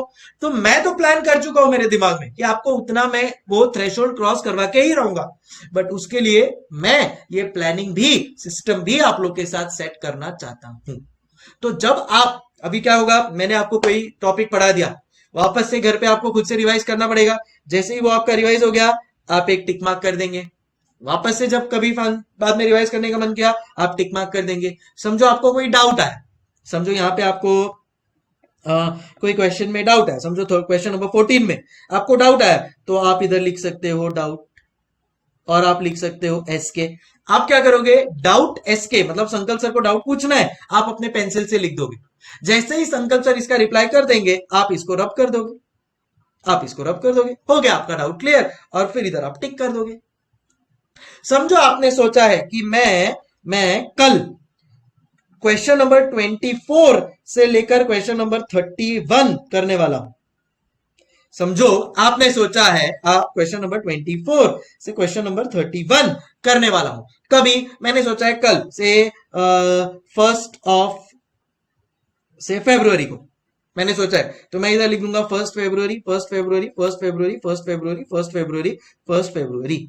अब मेरे लिए ये टारगेट है कि बस 1 फरवरी को ये करना है। जैसे जैसे मेरा टारगेट खत्म होते जाएगा, मैं इधर इसको रब करूंगा, टिक कर दूंगा। अब ये 1 फरवरी मेरे दिमाग में मंडरा रहा है, मुझे करना ही है, मुझे करना ही है। अच्छा हो गया, चलो टिक मार्क किया। जब तक ये डेट लिखा हुआ रहेगा ना, मेरे back of the mind tension रहेगा कि मेरे को ये करना है, and automatically we will do it, we will do it, और ये टिक करने का मोटिवेशन रहेगा। मैं आपको बता रहा हूं, ये सिस्टम जो काम करता है ना स्टूडेंट के लिए, I have receive numerous positive responses for this, and यही लोग हैं जो इसको प्रॉपरली यूटिलाइज करते हैं, आगे जाके 90+ और रैंक लेकर आते हैं। आई एम श्योर आप भी उनमें से एक बनने वाले हो बहुत जल्द, बट फॉलो करना पड़ेगा, है ना। ऐसे ही ऊपर नहीं पहुंचते हो टॉप लेवल पे, मेहनत करनी पड़ेगी, but I am sure you will do it. System मैंने रेडी कर दिया है, प्रोसेस रेडी कर दिया है, पढ़ाऊंगा मैं मेरा दिलो जान से, बट सेल्फ मेहनत तो करनी पड़ेगी ना। ये टिक मार्क तो करने आपके घर पे नहीं आऊंगा, या ये जो इधर ब्लू में मैंने इंपॉर्टेंट मार्क किया है जो एग्जाम में पढ़ना है वो तो आपको ही करना पड़ेगा, है ना। बट याद रखना 5 बार पढ़ना है। फर्स्ट अटेम्प्ट पास के लिए 3 बार, स्ट्रेंथन के लिए रैंक 11 to 50 लाने के लिए 4, और रैंक 1 to 10 लाने के लिए एक्सपर्टीज 5 है भाई। सही है, चल great. Thank you so much Dev. Dev को बहुत अच्छा लग रहा है ये बुक का सिस्टम। बाकी लोग आपको भी अच्छा लगा आप कमेंट कर सकते हैं, अप्रिशिएट करने में क्यों पीछे रहना। Thank you. चलो नेक्स्ट चीज जो अपनी आ रही है वो क्या है, तो स्टडी मेंटर, इसको क्या नाम दिया अपन ने, फ्रेंड, फिलोसोफर एंड गाइड। ठीक है, नेक्स्ट देखो क्या है पता है कि आप जो कंटेंट जिससे पढ़ने वाले हो, मैं तो आपके साथ चलो अभी रहूंगा 2-3 घंटा रहूंगा, जितना मेरे को मेहनत करना है वो आप लोग के पास करवा के मैं ऑन द स्पॉट ले लूंगा। But end of the day आपका जो यूज करने वाले हो आप, वो तो बुक ही है ना। इंपॉर्टेंट तो आपके लिए बुक है, क्योंकि पढ़ने वाले तो आप उसी से 4 बार 5 बार, लेक्चर तो मेरा 1 बार या मैक्सिमम 2 बार देखो, उससे ज्यादा तो क्या ही देखोगे, वो तो देख लिया। बट उसके बाद पढ़ना 5 बार किससे है, बुक से। So content presentation of the book has to be very strong and effective. चल नेक्स्ट चीज जो डाली है वो है प्रीव्यू। हमारे जूजू जो हमारे लकी मैस्कॉट है, हमारे जूजू जो हमारे लकी मैस्कॉट है, वो आपको यहां पे बता रहे हैं प्रीव्यू। प्रीव्यू मतलब हर चैप्टर में क्या ओवरव्यू है, क्या क्या आपको पढ़ना है। सो भाई एम्प्लॉय कॉस्टिंग का meaning, classification, employ cost control में 2 पार्ट होते हैं, वो अटेंडेंस एंड पेरोल प्रोसीजर पढ़ना है, time keeping, time booking, payroll procedure, idle time, system of ways पे आउट, एब्जॉर्प्शन ऑफ वेजेस, ये सब चीजें आपको पढ़नी है। ये आपका एक प्रीव्यू हो गया। ठीक है, सो आपको जब कोई चैप्टर में स्टार्ट करूंगा तो हो सकता है प्रीव्यू में आपको पहले बता दूं कि भाई ये सब चीजें अपने को पढ़नी है, या चैप्टर खत्म होने के बाद अपन एक क्रॉस चेक कर लेंगे कि हाँ भाई ये सब पॉइंट्स हो गया है। सो दैट जब आप रिवाइज करो तब तक आपका एक बार हो गया होगा पहले ही डिटेल वाले में, अब आप प्रीव्यू से एक बार देख सकते हो। Okay okay clear. सो ये है आपका प्रीव्यू, ये है आपका प्रीव्यू। फिर आता है आपका थ्योरी प्लस प्रैक्टिकल पार्ट, फिर आता है आपका theory plus practical part. Practical part के लिए मैं आपको बता दूं, this is a question plus solution book, this is your question plus solution book. Sir solution upon class में सॉल्व नहीं करेंगे क्या, एक एक क्वेश्चन सॉल्व करेंगे।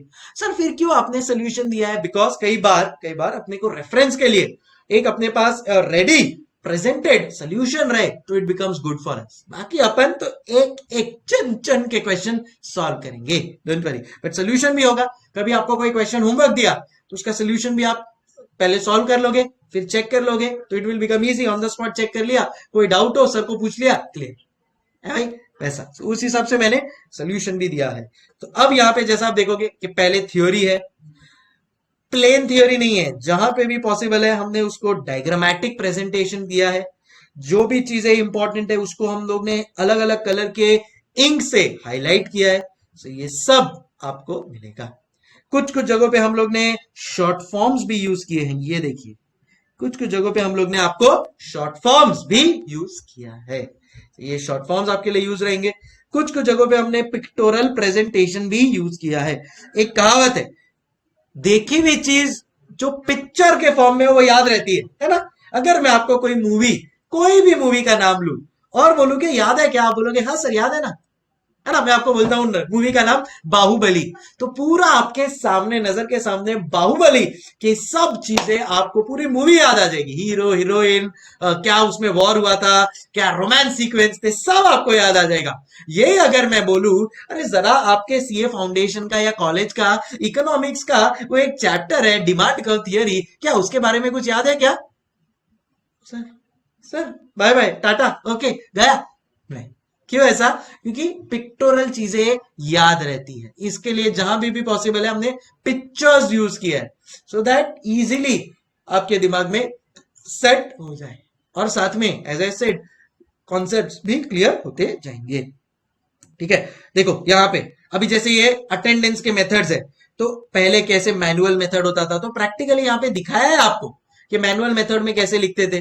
फिर होता था देखो ये टोकन मेथड मेटल डिस्क, तो एक्चुअली ये टोकन डिस्क क्या यूज होता था। फिर ये देखो biometric attendance system, actually biometric कैसा दिखता है, all of this is shown here so that जब आप पढ़ रहे हो रिवाइज कर रहे हो पिक्टोरली भी क्लियर हो जाए, चीजें और स्मूथली हो जाएंगी। क्या बोलता है पब्लिक, बोलो ना, अच्छा है ना, मजा आ रहा है कि नहीं, मन कर रहा है कि नहीं पढ़ने का ये सब, बस एग्जैक्टली अगर मन कर लिया ना फिर तो अपन कर लेंगे उसको पार। तो जहां भी पॉसिबल है, जहां पे हम लोग को लग रहा है कि भाई इसको ऐसे प्रेजेंटेशन करना है कि स्टूडेंट्स के लिए इजी हो जाए, that also we have done. मैंने जैसा आपको बोला था थोड़ा एड्यूटेनमेंट रहेगा, फन के साथ सीखते जाएंगे। तो ये देखिए यहाँ पे हमने आइडल टाइम और अब नॉर्मल आइडल टाइम, अब नॉर्मल आइडल टाइम को हमारे एक कॉमन टीवी चैनल है तारक मेहता का उल्टा चश्मा, शायद आपने देखा होगा, तो उससे रिलेटेड कुछ कॉन्सेप्ट यहाँ पे इनबिल्ट किए है, याद हो जाएगा आपको, क्लिक हो जाएगा। कैसा लगा, सही है। ये भी सब जहां जहां पे जो जिधर जैसा रिक्वायर्ड है वो सब हम लोग ने पुटअप किया है। ओवर टाइम क्या होता है, कैसे उसको पुटअप करना है, ऑल ऑफ दैट, ठीक है। और फिर स्टार्ट होता है क्वेश्चन सोल्यूशन। देखो क्वेश्चन सोल्यूशन, कॉन्सेप्ट आ गया, कोई कॉन्सेप्ट है, विराट कोहली है यहाँ पे आपको दिख रहा होगा, तो उससे रिलेटेड कुछ कॉन्सेप्ट है। यहाँ पे देखिए आमिर खान, सलमान खान, तो उससे रिलेटेड कोई कॉन्सेप्ट है, all of that is covered here. Question solution, क्या बोला, क्वेश्चन सोल्यूशन, एवरीथिंग, और पूरा आपका module everything cover. Thank you so much Tarun, clear clear clear, समझ में आ गई बातें, कैसे पढ़ना है, क्या पढ़ना है, ऑल ऑफ दिस, बिंगो, शाबाश, यस, चलो डन। सो ये एक हो जाएगा हर एक क्वेश्चन। सो क्या किया है अपन ने, पहले थ्योरी लिया, थ्योरी को एक्सप्लेन किया है, उसका फॉर्मूला जो भी है उसको एक्सप्लेन किया है, फिर उससे रिलेटेड जो भी सम्स है वो कर लिया। तो देखो ये पूरा थ्योरी है, फॉर्मूला है, थ्योरी है, फॉर्मूला है, थ्योरी है, फॉर्मूला है, फिर थ्योरी से रिलेटेड जो भी हम लोग को लग रहा है कि सम्स है वो ले लिया। तो थ्योरी पढ़ ली, फॉर्मूला डिराइव कर लिया, सम्स कर लिया, हो गया ना, और क्या चाहिए है वैसा, सही है।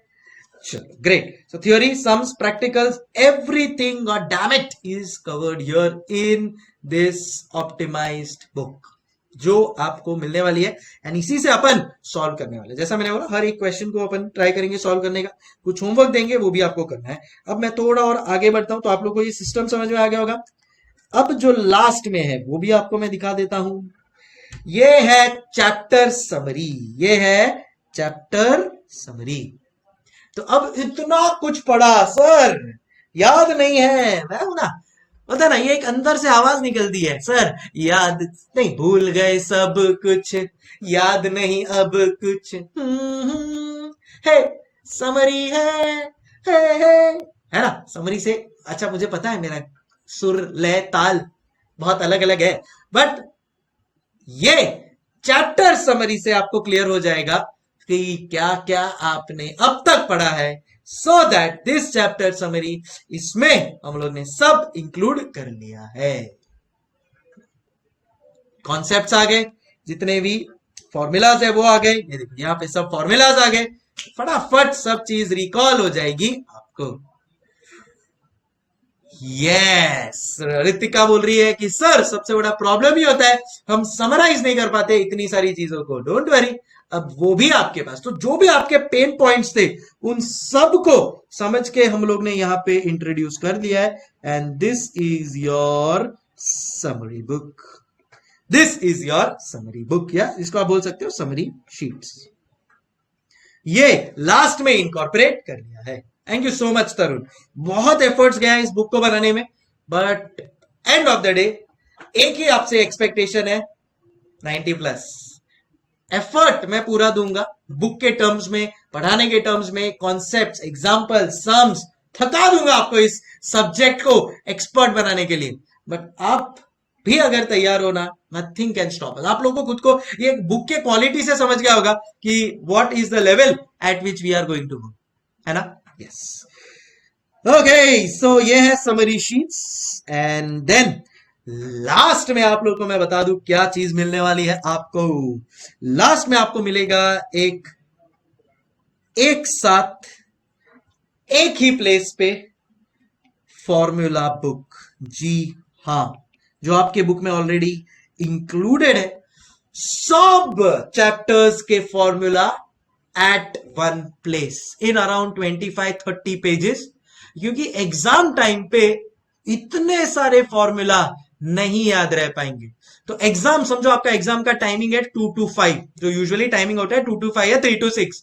मॉर्निंग में आपको 8 o'clock से लेकर 11 o'clock तक बस एक ही काम करना है, and that is this 25 to 30 pages. Sir क्या ये फॉर्मूला बुक इसी बुक में इंक्लूडेड है? यस जी हाँ। लास्ट में आपको ये बुक के एंड में क्या मिलेगा? 25 to 30 pages at one place, all formulas of all chapters. क्या बोला? All formulas of all chapters. जी हाँ, this is what you will get with this book, all formulas of all chapters at one place। ओहो, वो भी लिख देते हैं, at one place। अब वापस से पूछ रहा हूं, are you excited? Yes, you should be. सही है। तो इस लेवल का प्रिपरेशन हमने किया है, प्लानिंग सिस्टम हमने सेटअप किया है। प्लीज आप इसको फॉलो कीजिएगा, and then there is no looking back. ठीक है? क्यों? क्योंकि कवरेज सब होने वाला है, पास्ट पेपर का, आरटीपी एमटीपी का, relevant, PM, SM, ICI study material सब तो इंक्लूड कर लिया है। फिर और क्या चाहिए? कॉन्सेप्ट पढ़ाऊंगा मैं, एग्जाम्पल करवाऊंगा, सब करवाऊंगा। ठीक है? चलो, सो एक बार आप ये भी लिख लो, सो दैट आपको पता रहे क्या क्या कवरेज होने वाला है बुक में। स्टार्ट।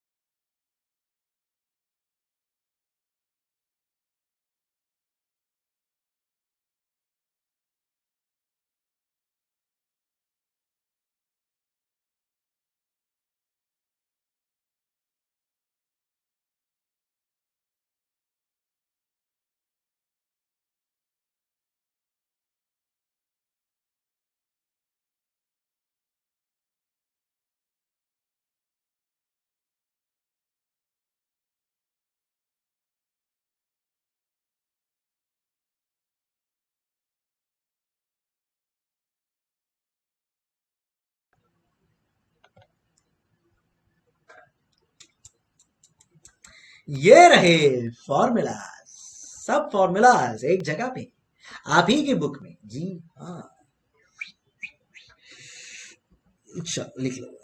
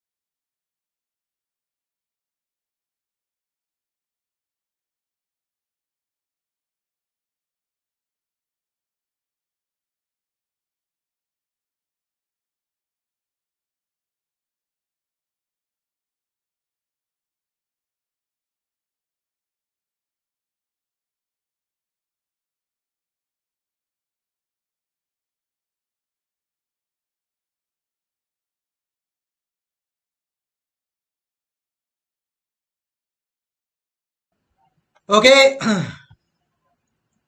सर, आप तैयार हैं जंग जीतने के लिए? गुड, होना भी चाहिए। कंटिन्यू करेंगे? ओके सर, आप कुछ ब्रेक वेक नाम की चीज भी देते हैं या नहीं? सो देखो, इनिशियल लेक्चर्स हैं अपने, तो धीरे धीरे अपन बिल्डअप करते जाएंगे। सो आज तो मतलब कुछ स्टार्ट ही नहीं कर रहा हूं मैं आप लोग के साथ, एकदम प्योर बेसिक डिस्कशंस कर रहा हूं। मेरा एक पढ़ाने का एक तरीका होता है, वो मैं आप लोग को पहले बता दूं क्या होगा। नेक्स्ट लेक्चर से अपन उसको स्टार्ट करेंगे, ठीक है? अब मैं आपको क्या करने वाला हूं, मैं आपको बता दूं, मेरे पढ़ाने का तरीका बताऊंगा। दूसरा मैं आपको बताऊंगा कौन सी चैप्टर्स है इस सब्जेक्ट में, and then it will be end for today. फिर नेक्स्ट लेक्चर से अपन स्टार्ट करेंगे चैप्टर्स का डिस्कशन, कॉन्सेप्ट्स एंड एग्जांपल्स को लेके। सो मेरा तरीका क्या होगा? So this is how I will approach any topic, any concept, anything. Approach, और ये अप्रोच मेरा कोई भी चीज के लिए लेता है, मतलब B it CA inter, CA final, anything. अगर आपके कोई एल्डर्स है जिन्होंने मेरे से सीए फाइनल पढ़ा है, आप उनको पूछ लो। आपके कोई इंटर के फ्रेंड्स है जिन्होंने पढ़ा है, आप उनको पूछ लो। The approach is very clear and simple. सबसे पहले मैं स्टार्ट करता हूं एग्जाम्पल से। So I will connect with live examples. ये लाइव एग्जाम्पल्स क्या होता है सर? मैं आपको समझाता हूं क्या होता है।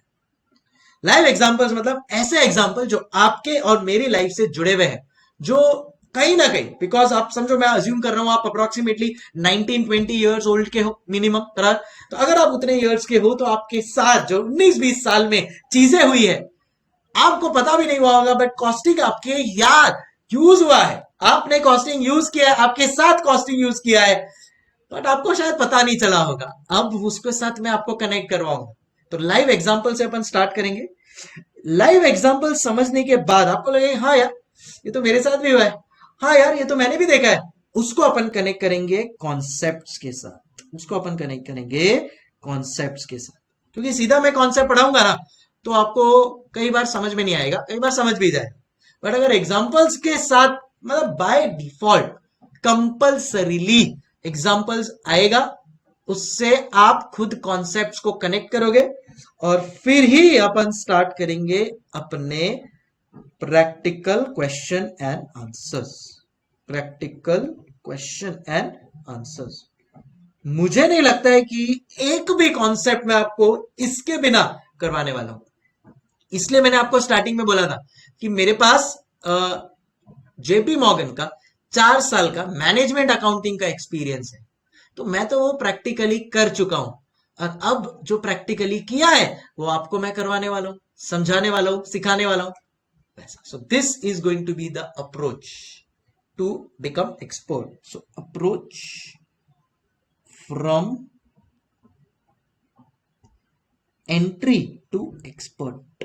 अपन अभी एंट्री ले रहे हैं सीएमए में, क्या बन के बाहर निकलेंगे अपन? एक्सपर्ट। ठीक है, प्लीज राइट इट डाउन। और अब आप लोग के साथ मैं डिस्कस करूंगा चैप्टर स्पेसिफिक चीजें, मतलब कौन से चैप्टर्स अपने को पढ़ने हैं इस total journey of 2 months 3 months, जो भी है इस जर्नी में अपने को कौन से चैप्टर्स पढ़ने, वो अब अपन डिस्कस करने वाले हैं। Are we ready?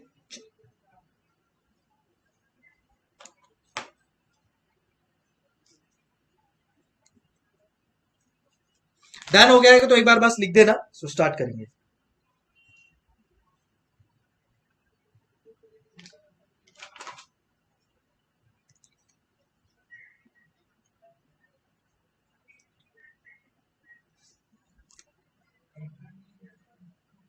Live example का मतलब होता है everything and anything happening around us, जिससे अपन कॉस्टिंग को कनेक्ट करेंगे। यार कॉस्टिंग क्या है? कॉस्ट क्या है? खर्चा।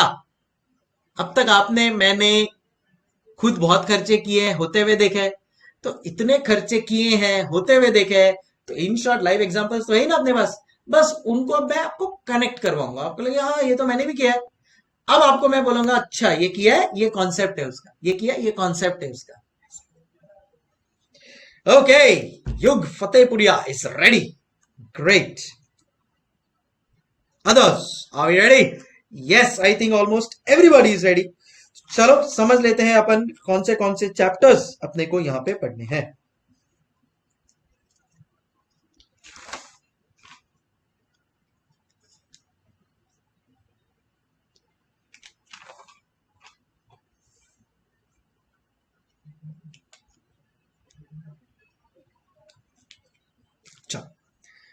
नाउ इंस्टीट्यूट का ही मैं मटेरियल ओपन कर रहा हूं. इंस्टीट्यूट का जब आप मॉड्यूल ओपन करते हो ना, तो यहां पे कुछ चीजें लिखी हुई है. देखो इंस्टीट्यूट ने क्या चीजें लिखी हुई है, मैं आपको बताता हूं. उन्होंने कहा है कि एट दिस लेवल क्या एक्सपेक्टेशंस है आपसे, to develop an understanding of basic concepts and applications, to establish the cost associated with production of products and services. So ये costing आप किसका करने वाले हो, प्रोडक्ट्स का एंड सर्विसेज का भी. एंड ये प्रोडक्ट्स एंड सर्विसेज का कॉस्टिंग करने के लिए आपको कौन से चैप्टर्स पढ़ने पड़ेंगे. This is what it is. तो इंस्टीट्यूट ने आईसीए ने उसको इस सब्जेक्ट को आईसीआई ने इस सब्जेक्ट को, क्या है ये सब्जेक्ट का नाम, cost and management accounting. ICI ने इस सब्जेक्ट को, क्या नाम है इस सब्जेक्ट का नाम, कॉस्ट एंड मैनेजमेंट अकाउंटिंग, जिसको प्यार से सीएमए भी कहते हैं. इसको दो पार्ट में डिवाइड किया है. इसको दो पार्ट में डिवाइड किया है. पहला पार्ट रखा है मॉड्यूल 1, दूसरा पार्ट रखा है जिसका मॉड्यूल 2. मॉड्यूल 1 में ये देखिए, मॉड्यूल 1 में there are 7 chapters and module 2 में देयर आर 8 चैप्टर्स. ये देखिए मॉड्यूल 2 में 8 चैप्टर्स, मॉड्यूल 1 में 7 चैप्टर्स. सो सॉरी, मॉड्यूल 1 में कितना चैप्टर्स है सर, 7 चैप्टर्स. एंड मॉड्यूल 2 में कितना चैप्टर्स है सर, 8 चैप्टर्स. ठीक है, टोटल मिला के कितने बन गए सर, 15 चैप्टर्स. मैंने आज आपको क्या बोला, आज आपने 15 बच्चों को जन्म दिया है. बहुत बहुत बधाई हो, मिठाइयां भेज दो मेरे पास. सो 15 चैप्टर करने. इंस्टीट्यूट का जो मॉड्यूल 1 में 7 चैप्टर्स है, आपके ऑप्टिमाइज का वॉल्यूम 1 में भी यही चैप्टर्स मैंने रखा है, ताकि आईसीएआई के साथ कंधे से कंधा मिला के अपन चलेंगे. आपका जब ऑप्टिमाइज्ड वॉल्यूम 2 आप खोलेंगे, तो आपके ऑप्टिमाइज्ड वॉल्यूम 2 में भी यही 8 चैप्टर्स है जो इंस्टीट्यूट के 8 चैप्टर्स हैं. तो क्या बोला, इंस्टीट्यूट के साथ कंधे से कंधा मिला के चलेंगे आप और मैं. सो ऑप्टिमाइज्ड वॉल्यूम 1 यूज करेंगे, ऑप्टिमाइज्ड वॉल्यूम 2 भी यूज करेंगे. सेम इसी के साथ कनेक्ट होता है, सेम इसी के साथ कनेक्ट होता है. अब हम देखते हैं कि कौन से चैप्टर्स है जो अपने को यहां पे पढ़ने हैं.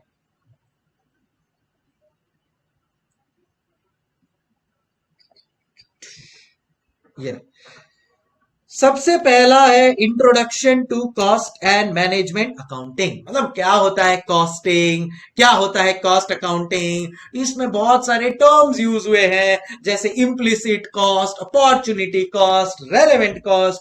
तो क्या है ये सब वर्ड्स, इसके बारे में उन्होंने लिखा है फर्स्ट चैप्टर में. Very basic. आपका जो क्वेश्चन नंबर 6 है ना, उसमें से आप एक्सपेक्ट कर सकते हो 2 से 3 क्वेश्चन यहां से आता है, because this chapter is full theory. ये जो चैप्टर है ये क्या है, फुल थ्योरी. अभी आपको कुछ नहीं लिखना है, कुछ नहीं लिखना, आप सिर्फ मेरे पे ध्यान दो. देखो एक चीज मैं आपको बता देता हूं, जब मैं पढ़ा रहा हूं ना, तो 200% फोकस मेरा आपको चाहिए, आपका मेरे को चाहिए. पूरा look into my eyes, everybody, full focus, undivided attention आपका इधर होना चाहिए.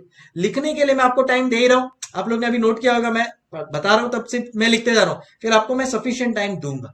क्योंकि जब मैं कोई चीज समझा रहा हूं ना, तो फुल फोकस कर लिया ना, तो समझ में आ जाएगा. फिर लिखना is just a temporary matter. दूसरा चीज मैं आपको बता दूं, ये सब जो भी मैं लिख रहा हूं, इसका आपको पीडीएफ लेक्चर के बाद मिल जाएगा. ठीक है, अगर आपने गूगल ड्राइव, पेन ड्राइव ऐसा कुछ लिया है, तो आपको साथ में अटैच मिलेगा. सो टेंशन मत लेना। समझो कोई चीज आपसे लिखने से छूट गई तो आपको ये चीज आपके पास ही रहेगी, आप ही के लिए लिख रहा हूं, आप ही को देने वाला हूं, मेरे पास रख के कोई मेरा खजाना नहीं है, ये आप ही के लिए है। ये आपको दे दूंगा, आप बाद में उसमें से कॉपी कर लेना। हाँ, but at the same time ऐसा ना हो कि सर तो ये अपलोड करने ही वाले, देने ही वाले, छोड़ना अपन नहीं लिखते हैं, ऐसा एटीट्यूड मत रखना। फिर ये 90 मार्क्स प्लस लाने वालों की एटीट्यूड नहीं। 90 प्लस वालों का एटीट्यूड क्या होता है, जो सर करवा रहे हैं, जैसा सर बोल रहे हैं उसको फॉलो करना ही करना है, बस। पत्थर की लकीर है, मैंने जो बोल दिया, जो बोल दिया सो बोल दिया। ओके, चलो। सो ये है आपका मॉड्यूल 1 का पहला चैप्टर विच इज इंट्रोडक्शन। तो मैं पहले यहां पे मॉड्यूल 1 का डिस्कशन करूंगा। मॉड्यूल 1 फर्स्ट चैप्टर क्या है, introduction to cost and management accounting. तो बेसिकली जो भी आपके कॉन्सेप्ट्स है उससे रिलेटेड यहां पे बात किया है। यूजुअली क्वेश्चन नंबर 6 का जो थियोरी क्वेश्चन होता है ना, उसमें से एक दो क्वेश्चन वो लोग यहां से पूछते हैं, यूजुअली, कोई फिक्स नहीं। फिर आते हैं अपन लोग सेकेंड पार्ट के ऊपर। अब जो सेकेंड, थर्ड, फोर्थ पार्ट है ना, उसको मैं बोलता हूं त्रिमूर्ति। सेकेंड, चैप्टर 3, चैप्टर 4, एक जगह जब जमा हो तीनों, अमर, अकबर, एंथनी। तो वैसे ही चैप्टर 2 है मटेरियल कॉस्टिंग, चैप्टर 3 है मेरा लेबर, एंड चैप्टर 4 है मेरा ओवरहेड्स। ठीक है, कोई भी बिजनेस कर लो, कोई भी प्रोडक्ट बना लो, इन तीनों के बिना वो अधूरा है। कोई भी मैन्युफैक्चरिंग सेटअप, एक छोटा सा पेन बनाना है ना आपको, ये पेन बनाने के लिए भी 3 से 4 मटेरियल यूज हुए, है कि नहीं? तो मटेरियल चैप्टर अपने को क्या बताएगा कि कितना मटेरियल मंगवाना है, कौन सा मटेरियल मंगवाना है, क्या क्वालिटी का होगा, कितना प्राइस होगा, कितना कॉस्ट लगेगा उसके लिए, ये सब सवालों का जवाब देगा आपका ये चैप्टर। कितना, क्यों, कैसे, कब, ऑल ऑफ दिस मटेरियल से रिलेटेड। ठीक है, क्योंकि कोई भी, अब ये तो मैंने आपको पेन का एग्जांपल लिया, आप सोचो एक गाड़ी बनानी है, कार बनाना है, ब्रूम, तो ये कार बनाने के लिए क्या मटेरियल यूज होता है? सर कितने सारे 10,000 मटेरियल यूज होते हैं एक कार बनाने के लिए, मानते हो कि नहीं? मोबाइल फोन, जिसके बिना आपकी और मेरी जिंदगी अधूरी है, ये मोबाइल फोन, कितने सारे इसमें मटेरियल यूज होते हैं, तो कितने मटेरियल यूज होंगे? हाँ, वो मटेरियल इस मोबाइल में कहां कहां यूज होंगे, कितना अपने को मटेरियल मंगवाना है, कहां पे उसको स्टोर करना है, कितना उसके लिए खर्चा करना है। ओ भाई साहब, मटेरियल समझ में आया? फिर अब मटेरियल तो मंगवा लिया, ठीक है ना, अपन एग्जांपल ले रहे हैं मोबाइल का, ये मोबाइल बनाने के लिए मटेरियल तो मैंने मंगवा लिया। ओ भाई साहब, अब मटेरियल क्या ऐसे ही पड़ा रहेगा? नहीं, मटेरियल को यूज करना पड़ेगा, कंबाइन करना पड़ेगा, तब जाके प्रोडक्ट बनेगा। कौन करेगा वो कंबाइन? सर मशीन करेगी, बट मशीन में डालेगा कौन? ऑटोमेटिकली उठ के जाएगा रोबोट? नहीं, कौन लगेगा उसके लिए? लेबर। तो कौन सा लेबर चाहिए? Skilled labour, unskilled labour? कितनी देर वो काम करेगा? अच्छा काम किया तो उसको क्या कुछ बोनस मिलेगा? कहां कहां पे क्या क्या काम करना है? क्या खाली मटेरियल असेंबलिंग से रिलेटेड ही काम है? क्या उसके पास एडमिन काम भी होगा, सेल्स का भी काम होगा? ओह सर, समझ गए, ये सब कहां पे आएगा? लेबर, और उनका कॉस्ट लेबर। एक सब्जिगड़ू। फिर आता है fourth, and that is overheads. Overheads नहीं, ओवरहेड मतलब अब मटेरियल मंगवा लिया, लेबरर काम कर रहा है, कहां पे कर रहा है भाई? तुम्हारे घर पे करेगा वो या मेरे घर पे आके करेगा? नहीं सर, फैक्ट्री, एक फैक्ट्री ले लेंगे ना अपन रेंट पे, करेक्ट। तो वो जो रेंटल कॉस्ट लगेगा, बना रहे कि नहीं, वो जो रेंट लगेगा, वो जो मशीन आया है उसके ऊपर डेप्रिसिएशन लगेगा, वो जो मेरा इलेक्ट्रिसिटी आ रहा है, क्या फोकट में आ जाएगा इलेक्ट्रिसिटी? क्या आपका और मेरा चिच्चा लगता है इलेक्ट्रिसिटी बोर्ड वाला? नहीं सर, खर्चा है ना वो सब। तो मेरा क्या रेंट, या फिर मेरा डेप्रिसिएशन हो रहा है मशीनरी का। सर मेरे को प्रिंटिंग एंड स्टेशनरी मंगाना है, सर मेरा इलेक्ट्रिसिटी पावर का खर्चा हो रहा है। ओ भाई साहब, क्या है वो सब? Overheads, indirect expenses. समझ गुरु। इन तीनों को मिलाकर बनता है आपका chapter number 2, chapter number 3, chapter number 4, जो अपन करेंगे। समझे? Very important also, but I hope आपको कनेक्शन समझ में आ गया होगा। और डिटेल में पढ़ना है, अभी तो मैं आपको एकदम मतलब 0.1% चीजें बता रहा हूं, बट एक आइडिया आ जाए, है भाई? सही है, ओके। फिर आता है आपका, तो ये इधर आपको मार्क करवा देता हूं मैं, सॉरी।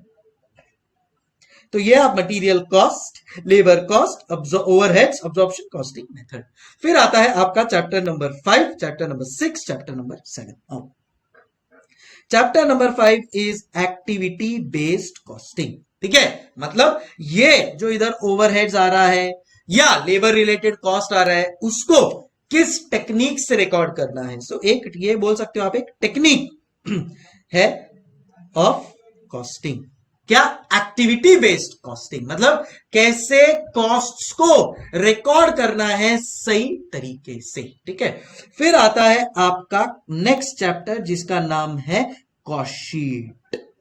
इतने सारे कॉस्ट होने वाले हैं इंकर एक प्रोडक्ट बनाने के लिए, तो उसका सिस्टमैटिक अरेंजमेंट, क्या बोला? उसका systematic arrangement of all cost, systematic arrangement of all cost. मैं एक एग्जांपल देता हूं जिसको मैं वापस यूज करूंगा जब मैं ये चैप्टर पढ़ा रहा हूं। कॉस्ट शीट मतलब systematic arrangement of all cost, यानी आप लोग सब लोग को आज की तारीख में पैसा तो आप कमा नहीं रहे हो, घर पे बैठे हो, बराबर है क्या ना? इससे आपको कोई भी खर्चा करना है, कॉलेज जाना है, कॉलेज जाके कुछ खाना पीना है, कॉलेज जाने के लिए खर्चा, बुक्स खरीदनी है, कोई कभी डिनर पे जाना है, फ्रेंड्स के साथ मजे करने हैं, ये सब के लिए क्या ना, इसे आपके घर वाले आपको पॉकेट मनी देते। फिलहाल तो आप लोग कमा नहीं रहे हो ना, इंटरमीडिएट ग्रुप 1 या एक पास हो जाओगे, उसके बाद आप आर्टिकलशिप स्टार्ट कर सकते हो, तब आर्टिकलशिप स्टाइपेंड आएगा, तब ठीक है। बट अभी तो फिलहाल पैसा खर्चा करना है, बट है नहीं कमाने का कोई जरिया, तो आप क्या लेते हो? Pocket money. तो आप समझो आपके मम्मी पापा को बोलोगे, मम्मी पापा पापा मुझे है ना 2000 रुपए पॉकेट मनी चाहिए। इमीडिएटली मम्मी आपको बोलेगी, क्यों इतना सारा पॉकेट मनी क्यों चाहिए? क्या काम है? कहां पे खर्चा करने वाला है? कितना खर्चा करने वाला है? क्या है इतना क्यों चाहिए? अरे मम्मी, मेरा देखो आने जाने के लिए जो मेरे को कॉलेज जाना है, जाके आना है, उसका ट्रैवलिंग का इतना खर्चा होगा ना, आपको एक लिस्ट देना पड़ेगा ना, जितने भी खर्चे होने वाले हैं उसका एक सिस्टमैटिक अरेंज करके मम्मी को दिखाना होगा, तब जाके मम्मी ग्रीन सिग्नल देगी और पापा रिलीज करेंगे पेमेंट, बराबर के नहीं? सो ट्रैवलिंग का खर्चा मम्मी 500 रुपया हो गया। मम्मी उधर जाएंगे, इतने देर रहेंगे, तो खाने पीने में थोड़ा तो चाहिए ना मम्मी, तो मम्मी 500 रुपया खाने का हो गया। मम्मी फिर वापस आना है तो ट्रैवलिंग का खर्चा, मम्मी पढ़ाई करने के लिए बुक्स भी तो चाहिए, तो बुक्स का 200 रुपया, मम्मी ये बार उसका बर्थडे आने वाला है फ्रेंड का, उसको गिफ्ट देना है, उसका 300 रुपया। ये सब सिस्टमैटिक अरेंज करके आप दोगे कॉस्ट, तो आपको क्लैरिटी रहेगा, हाँ भाई आपका खर्चा कहाँ पे कितना हो रहा है कि नहीं? बस वही सिस्टमैटिक अरेंजमेंट को कहते हैं कॉस्ट शीट। अब इन सब को रिकॉर्ड करना पड़ेगा as a accounting entry. Cost accounting, subject का नाम क्या? Cost accounting. So cost accounting कैसे करना है? That is called as cost accounting system. यहां पे अपन देखेंगे accounting of cost entries, accounting of cost entries, समझे? तो ये होता है आपका मॉड्यूल 1, ये होता है आपका मॉड्यूल 1, एक सब क्लियर। फिर आता है आपका मॉड्यूल 2, आओ इधर लिख लेते हैं मॉड्यूल 2। ये आता है आपका मॉड्यूल 2, बस 5 मिनट और ज्यादा नहीं मांग रहा आपसे। मॉड्यूल 2 में आता है आपका, फर्स्ट 7 चैप्टर्स हो गए, तो आता है आपका chapter number 8, unit and batch costing. ये क्या होता है मैं आपको बता रहा हूं। तो बात कुछ ऐसी है कि समझो आपको एक एरोप्लेन बनाना है, बराबर? तो एक एरोप्लेन बनता है एक बहुत बड़े यूनिट की तरह, उस केसेस में होती है। तो एक समझो कार बनाना है या एरोप्लेन बनाना है, ये सब क्या है? बिग बिग प्रोजेक्ट्स है, इनका एक यूनिट बन जाए वही बहुत है, उनमें यूज होता है यूनिट कॉस्टिंग। एंड यही समझो अगर ये मेरे को पेन बनाना है, 10 रुपए का पेन, या मेरे को कोई शर्ट बनाना है, तो वो एक एक नहीं बनता है, वो लॉट में बनता है, वो बैच में बनता है। तो एक साथ 100 पेन का बैच बन के आएगा, एक साथ 100 शर्ट का बैच बन के आएगा, उसको क्या कहते हैं? Batch costing.